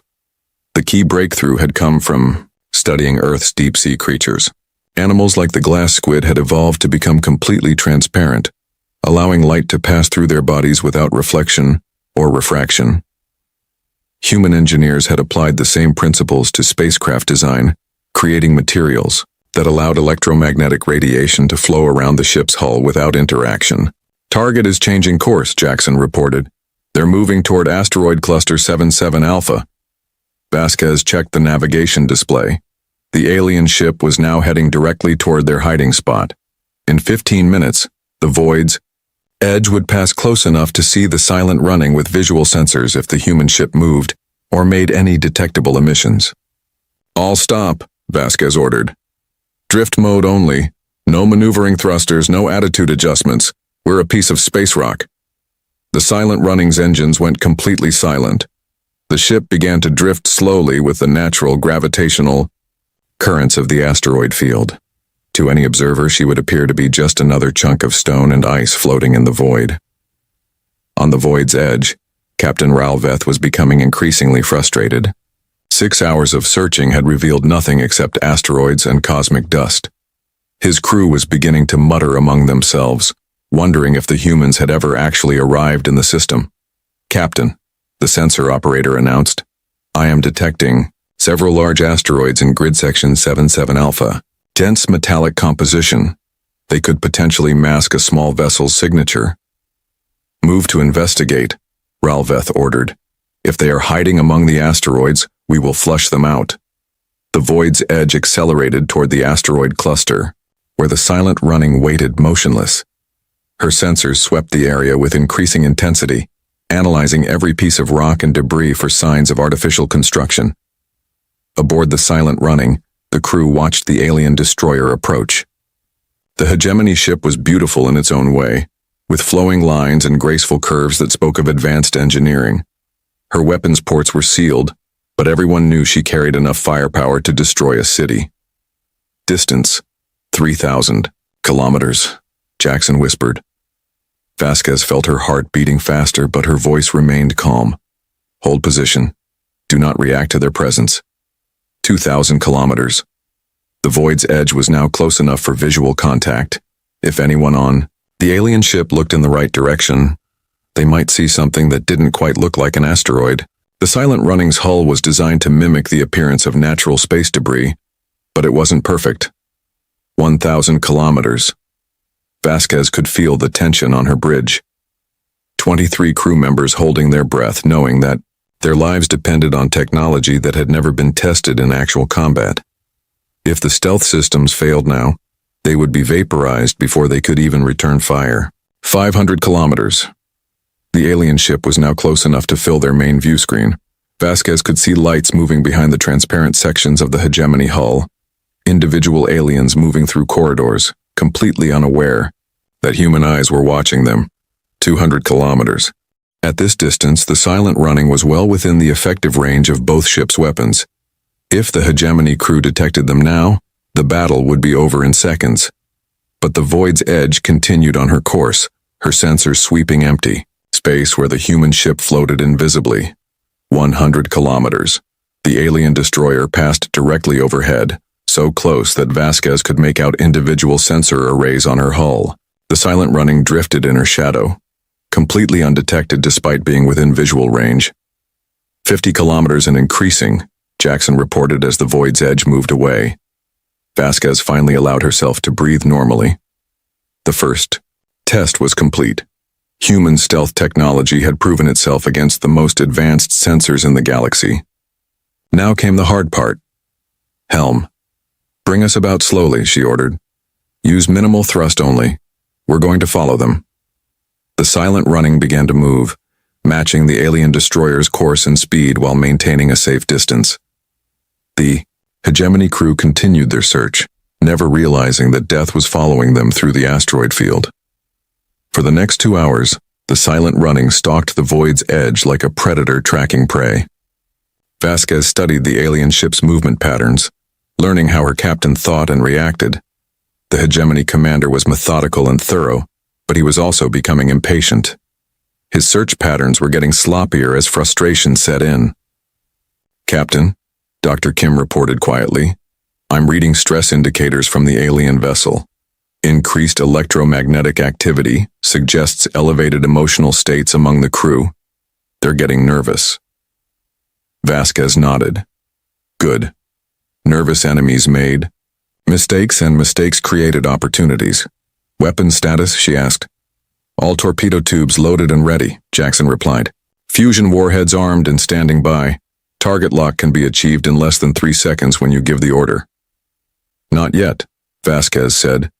"We wait for the perfect moment." The perfect moment came 20 minutes later. The void's edge had moved into a relatively clear area of space, away from the asteroids that might interfere with weapons targeting. Her captain had ordered a comprehensive sensor sweep of the entire system, which meant all of her detection equipment was operating at maximum power. Now, Vasquez whispered. The silent running's targeting systems came online for exactly 2.7 seconds. Computer-controlled lasers painted the alien destroyer's hull, identifying weak points and calculating optimal firing solutions. Then the sensors went dark again, leaving no trace of their brief activation. Target acquired, Jackson confirmed. Full spread ready on your command. Vasquez looked at the tactical display one last time. The Void's edge was positioned perfectly, with no obstacles between the two ships. Her crew was focused on their sensor sweeps, not watching for incoming threats. It was time to show the galaxy what human stealth technology could really do. Fire, she ordered. The first indication Captain Ralveth had that death was approaching came from the weapons detection system. A shrill alarm filled the bridge of the Void's edge as 6 torpedo signatures appeared on the tactical display, materializing from apparently empty space like ghosts becoming solid. "Incoming missiles," the weapons officer shouted. "Distance 4,000 meters and closing fast." Ralveth spun toward the tactical station, his forearms moving in rapid gestures of disbelief. "Impossible! Where did they come from?" "Unknown. Captain, sensors show no launch platform, no ship signatures, nothing." The torpedoes streaked through space toward the Void's edge, their fusion drives burning bright against the darkness. Each one was guided by sophisticated targeting computers that had locked onto the alien destroyer's reactor signatures. They moved faster than anything the hegemony had ever seen from human technology. "Evasive maneuvers," Ralveth ordered. "Deploy countermeasures." The Void's edge tried to turn, her massive engines flaring as she attempted to escape the incoming weapons. But the torpedoes had been fired from point-blank range and they adjusted their course to match the alien ship's movements. Electronic countermeasures burst from the destroyer's hull, creating false targets and electromagnetic interference. But the human weapons ignored the deceptions and continued their approach. "Impact in 15 seconds, the weapons officer announced. "Shields, to maximum," Ralveth commanded. The Void's edge's defensive systems came online, creating a barrier of energy around the ship's hull. The shields were designed to absorb massive amounts of damage, capable of stopping weapons that could destroy entire cities. Against human technology, they should have been impenetrable. The first torpedo struck the forward shield array with the force of a miniature star. The fusion warhead detonated in a burst of pure energy that lit up the asteroid field like a second sun. The shield absorbed most of the blast, but the sheer power of the explosion sent shockwaves through the alien ship's hull. The second torpedo hit 3 seconds later, followed rapidly by the third and fourth. Each explosion weakened the shields further, creating cascading failures in the energy distribution system. Warning lights flashed across the bridge as damage reports flooded in from throughout the ship. The fifth torpedo penetrated the weakened shields and struck the Void's edge's port side directly. The explosion tore through 3 decks, venting atmosphere and debris into space. Emergency bulkheads slammed shut to contain the damage, but the ship was already listing to one side. The sixth and final torpedo found its target in the destroyer's engine section. The warhead detonated against the exotic matter containment systems that powered the ship's faster-than-light drive. The resulting explosion was not nuclear, but something far more dangerous. A localized collapse of space-time that sent gravitational shock waves through the entire vessel. On the bridge of the Void's edge, Ralveth picked himself up from the deck where the explosions had thrown him. Half of his control stations were dark, and the air was filled with smoke from burning electronics. His ship was crippled, possibly dying, and he still had no idea where the attack had come from. "Damage report," he gasped. Commander Zekval was bleeding from a head wound, but he managed to reach his station. "Forward shields are down completely. Port hull breach on decks 4 through 6. Main engines are offline. Life support is operating on emergency power only. What about the attacker? Where are they?" "Still no contacts on sensors, Captain. Whatever fired those torpedoes is invisible to our detection systems." Ralveth felt a chill that had nothing to do with the failing life support. In 30 years of military service, He had never encountered an enemy that could remain hidden while launching such a devastating attack. The humans had technology that the hegemony didn't understand, couldn't detect, and apparently couldn't defend against. Open a channel to the entire system, he ordered. Demand that the attackers show themselves. The communication officer, working at a partially damaged console, sent out a broadcast on all frequencies. Unknown vessel, this is Captain Ralveth of the Hegemony Destroyer Void's Edge. You have launched an unprovoked attack against a military vessel operating under the authority of the Galactic Coalition. Identify yourself immediately. The response came from a direction where their sensors detected nothing but empty space. The voice was calm, professional, and unmistakably human. Captain Ralveth, this is Captain Elena Vasquez of the United Earth ship Silent Running. Your vessel has been disabled. Surrender immediately and we will provide rescue assistance for your crew. Ralveth stared at the communication console in disbelief. Silent Running? Impossible. Our sensors would have detected your ship the moment you entered the system. Captain, Vasquez's voice replied, your sensors are detecting exactly what we want them to detect. Nothing more, nothing less. As if to prove her point, the space in front of the Void's Edge began to shimmer and distort. What had appeared to be empty vacuum slowly resolved into the outline of a ship, unlike anything the hegemony had ever seen. The Silent Running materialized like a nightmare becoming real. Her hull was dark, seeming to absorb light rather than reflect it. Her lines were organic rather than geometric, giving her the appearance of some deep space predator rather than a constructed vessel. Weapon ports glowed with contained energy along her flanks, and her engines burned with a cold blue fire that seemed to bend space around it. By the ancient gods, whispered Commander Zekval, how is this possible? The human ship was beautiful and terrifying at the same time. Every curve and angle seemed designed for one purpose, to be invisible until the moment she chose to reveal herself. She moved through space with predatory grace, circling the crippled hegemony destroyer like a hunter examining wounded prey. Captain Ralveth, Vasquez's voice continued. You are no longer capable of continuing this engagement. Do you surrender?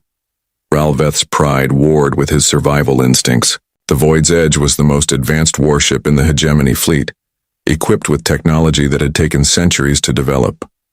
To surrender to a species they had dismissed as primitive was unthinkable. Never, he replied. The hegemony does not surrender to inferior species. Then you leave me no choice, Vasquez said. The Silent Running's weapons came online, targeting systems painting the alien destroyer with invisible lasers, but instead of firing immediately, the human captain opened another communication channel. This is Captain Vasquez to all Coalition observers.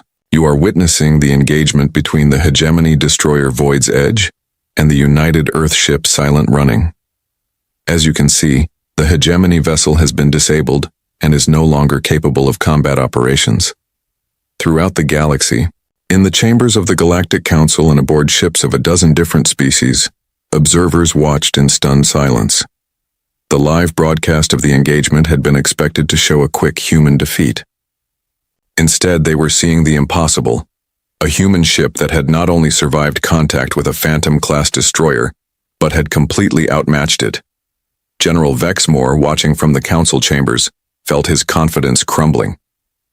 This cannot be happening, he muttered. Our sensors are the most advanced in known space. No ship can hide from our detection systems. Ambassador Zeth-Ka leaned forward in his seat. Perhaps the humans have developed new technology that we don't understand. Impossible, Vexmore insisted. They are centuries behind us in every field of science. But the evidence was right in front of them. The Silent Running had appeared from nowhere, struck with devastating precision, and remained invisible until she chose to reveal herself. The implications were staggering. Back in the Kepler 442 system, Captain Vasquez was preparing to end the engagement. Captain Ralveth, I'm going to give you one final opportunity to surrender. Your ship is disabled, your crew is in danger, and you have no weapons capable of penetrating our defenses. Ralveth looked around his damaged bridge. Half of his crew was injured, His ship was venting atmosphere from multiple hull breaches, and his weapon systems were offline. But admitting defeat to humans was still unthinkable. "The hegemony has survived for 3,000 years," he said. "We will not be defeated by mammals who learned to use fire only yesterday." "I understand your position," Vasquez replied, "but your pride is going to get your crew killed." She was right, and Ralveth knew it. The void's edge was dying around him. Life support was failing, the hull was compromised in multiple locations, and the exotic matter containment systems were showing dangerous instabilities. If those systems failed completely, the resulting explosion would vaporize everything within 1,000 kilometers. But before he could respond, his tactical officer made the decision for him. "Captain," the young hegemony officer called out, "containment breach in the reactor core. We have maybe 10 minutes before total system failure." Ralveth closed his eyes. 10 minutes. Not enough time to effect repairs. Not enough time to escape in the damaged ship. His crew was going to die because of his pride. "Captain Vasquez," he said quietly. "I'm here, Captain. If I surrender, will you really provide rescue assistance?" "You have my word as a Starfleet officer," Vasquez replied. "We'll evacuate your entire crew and provide medical assistance for the wounded." Ralveth looked at his bridge crew. They were young, dedicated officers who had followed him into this engagement without question. They deserved to live, even if their captain had to swallow his pride to save them. I surrender," he said, the words feeling like poison in his mouth. The void's edge surrenders to the human vessel's silent running. The relief in Vasquez's voice was obvious. "Acknowledged, Captain. Stand by for rescue operations. We'll have you out of there in no time." The silent running moved closer to the damaged destroyer, her hull sliding through space with impossible grace. Rescue shuttles deployed from hidden bays, their crews trained in emergency evacuation procedures. Within minutes, they were docking with the hegemony ship and beginning the evacuation process.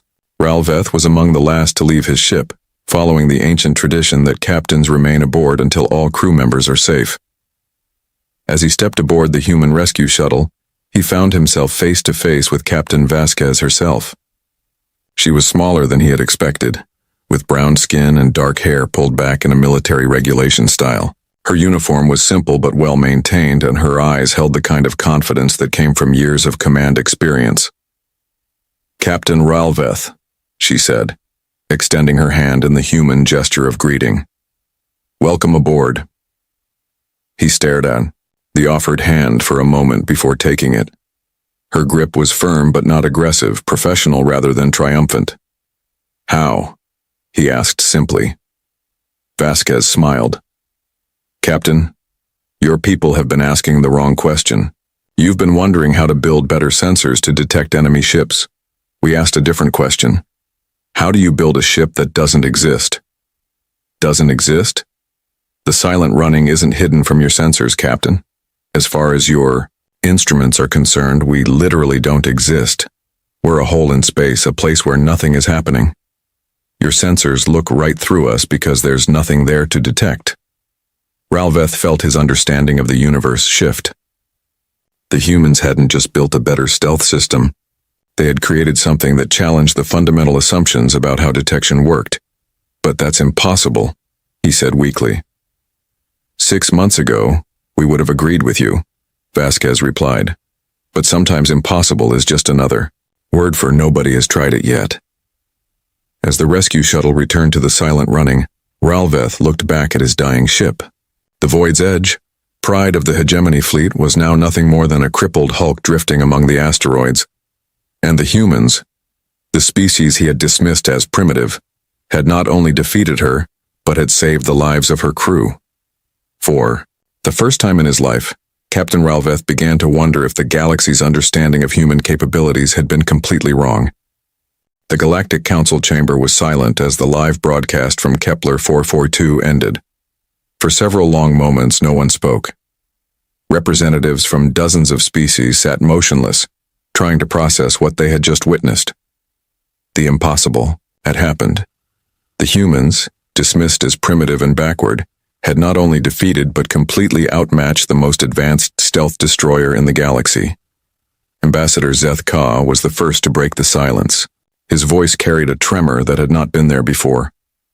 The engagement is concluded. The human vessel has achieved victory. General Vex Moore sat slumped in his chair, his face pale.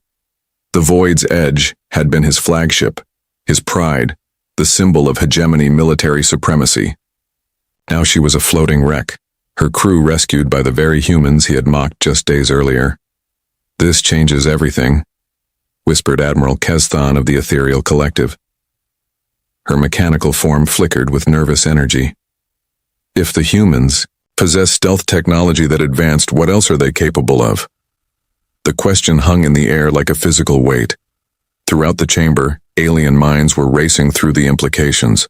If human stealth technology could make their ships completely invisible to the most sophisticated sensors in known space, then everything the galactic community thought they knew about human capabilities was wrong. Ambassador Sarah Chen stood up slowly from the human delegation section.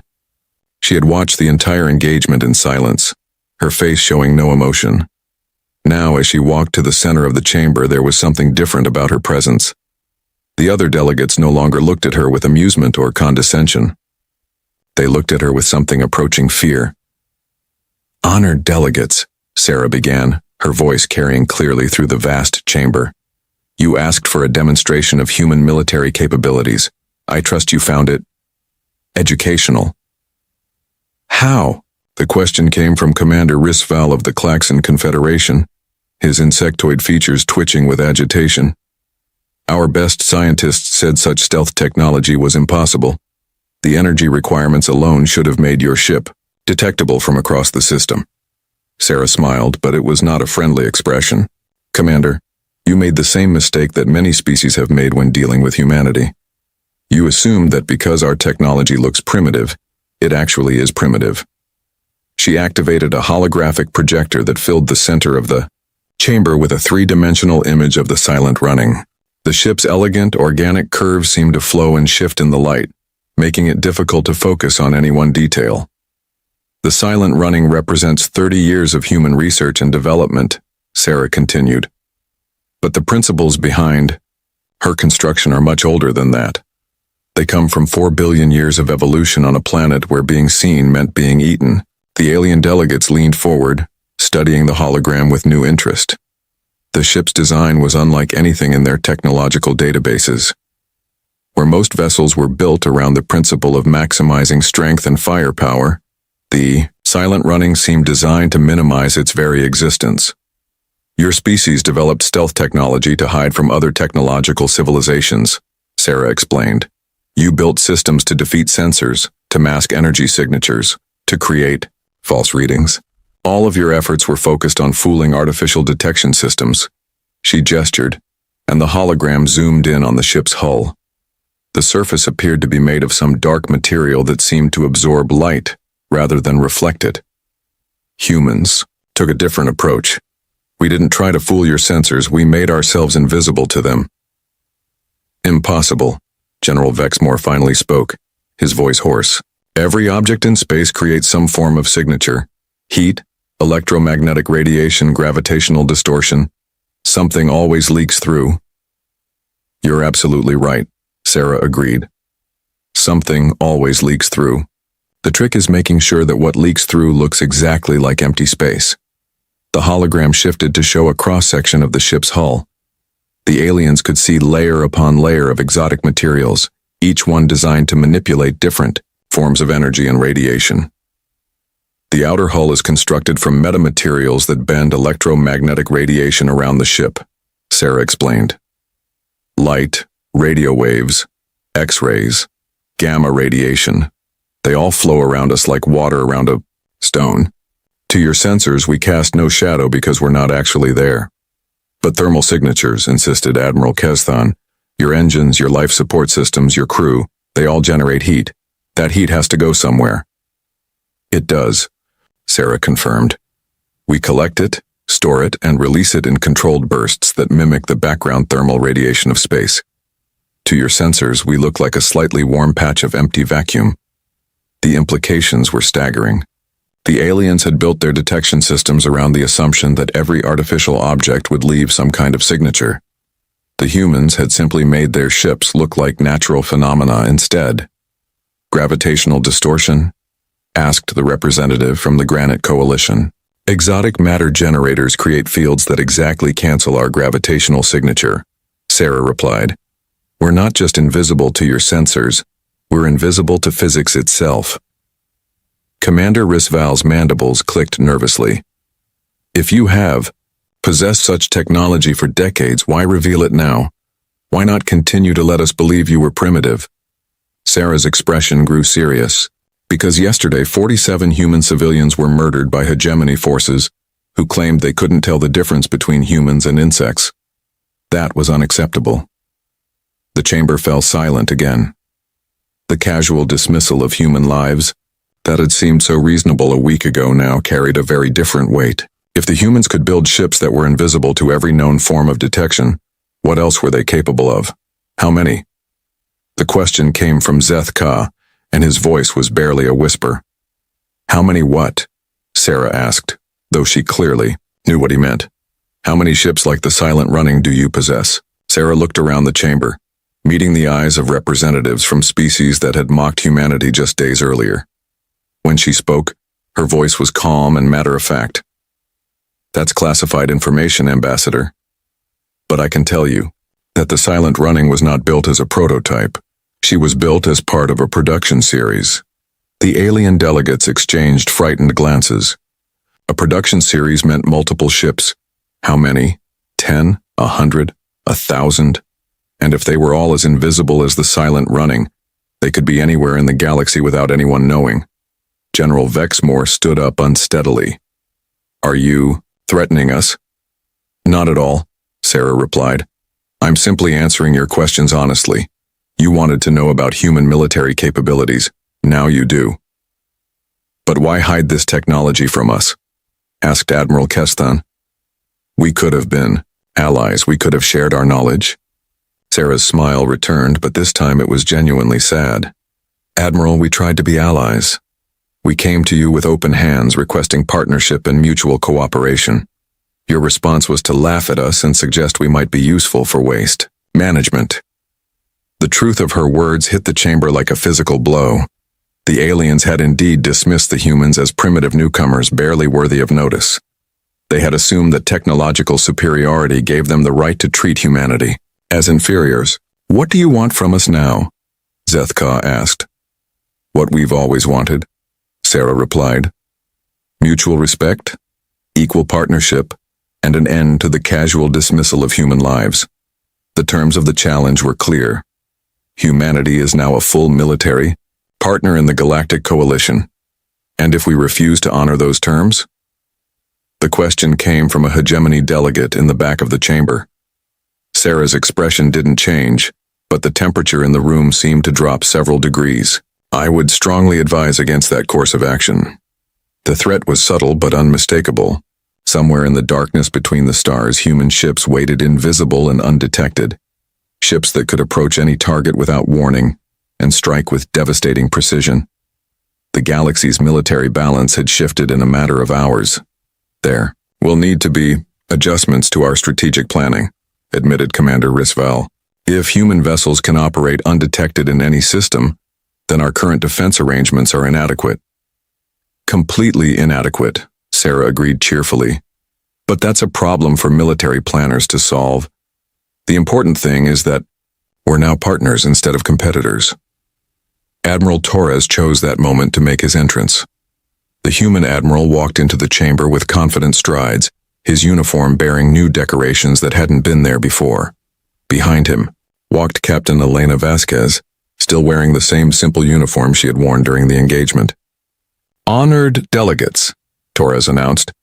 I'm pleased to report that the rescue operation at Kepler 442 was completely successful.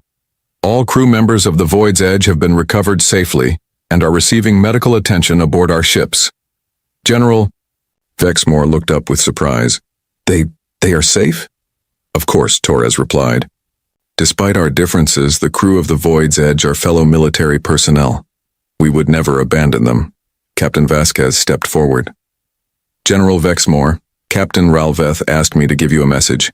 He said to tell you that the humans fight. Hegemony would do well to learn from their example. Vexmore sat down heavily. His finest captain, rescued by the very humans he had been sent to destroy, was now praising their conduct. The universe had turned upside down in the space of a few hours. What happens now? Asked Zethka. Now, Torres replied, we work together. The galaxy is a dangerous place, with threats that no single species can handle alone. But as partners, with our technologies combined, we can face anything. But your stealth ships, Admiral Kesthon said nervously, they could be anywhere. How do we know you won't use them against us? Torres and Sarah exchanged a look. They had expected this question, and they had prepared an answer that would demonstrate human intentions while maintaining the strategic advantage their technology provided. Admiral, Torres said, I'm going to tell you something that will help you sleep better at night. Every major military installation in this sector of the galaxy has been under observation by human stealth vessels for the past 6 months. The chamber erupted in shocked voices. Representatives from dozens of species began talking at once, demanding explanations and expressing outrage. Torres raised his hand for silence. If we had wanted to attack you, you would already be destroyed. Our ships have had months to study your defenses, identify your weaknesses, and position themselves for optimal strikes. The fact that you're all still alive should tell you everything you need to know about human intentions. The logic was unassailable. If the humans had wanted war, they could have struck without warning from complete invisibility. Instead, they had chosen to reveal their capabilities in a formal challenge, giving their enemies a chance to understand the new balance of power. We want to be your partners, Sarah added. But we want to be partners as equals, not as subordinates or servants. The age of dismissing humanity as primitive newcomers is over. Ambassador Zethka stood up slowly. The Galactic Coalition recognizes the United Earth government as a full military partner, with all rights and responsibilities that entails. The motion passes by acclamation. No one voted against it. No one abstained. In the face of technology, they couldn't understand or counter. The galaxy's leaders chose cooperation over confrontation. As the formal ceremonies concluded and the delegates began filing out of the chamber, Admiral Torres caught up with Sarah in the corridor outside. Think they'll actually treat us as equals now? He asked quietly. Sarah smiled and looked back at the chamber where alien representatives were engaged in hushed, urgent conversations. Marcus, for the first time since we reached the stars, they're afraid of us. That's not the same as respect, but it's a start. And the silent running fleet? Continues normal operations. Deep space patrol, intelligence gathering and making sure that no one forgets the lessons learned here today. Torres nodded. Somewhere in the darkness between the stars, human ships waited and watched. The galaxy had laughed at humanity's primitive technology and crude methods. They would never make that mistake again. The age of human stealth warfare had begun, and the universe would never be the same.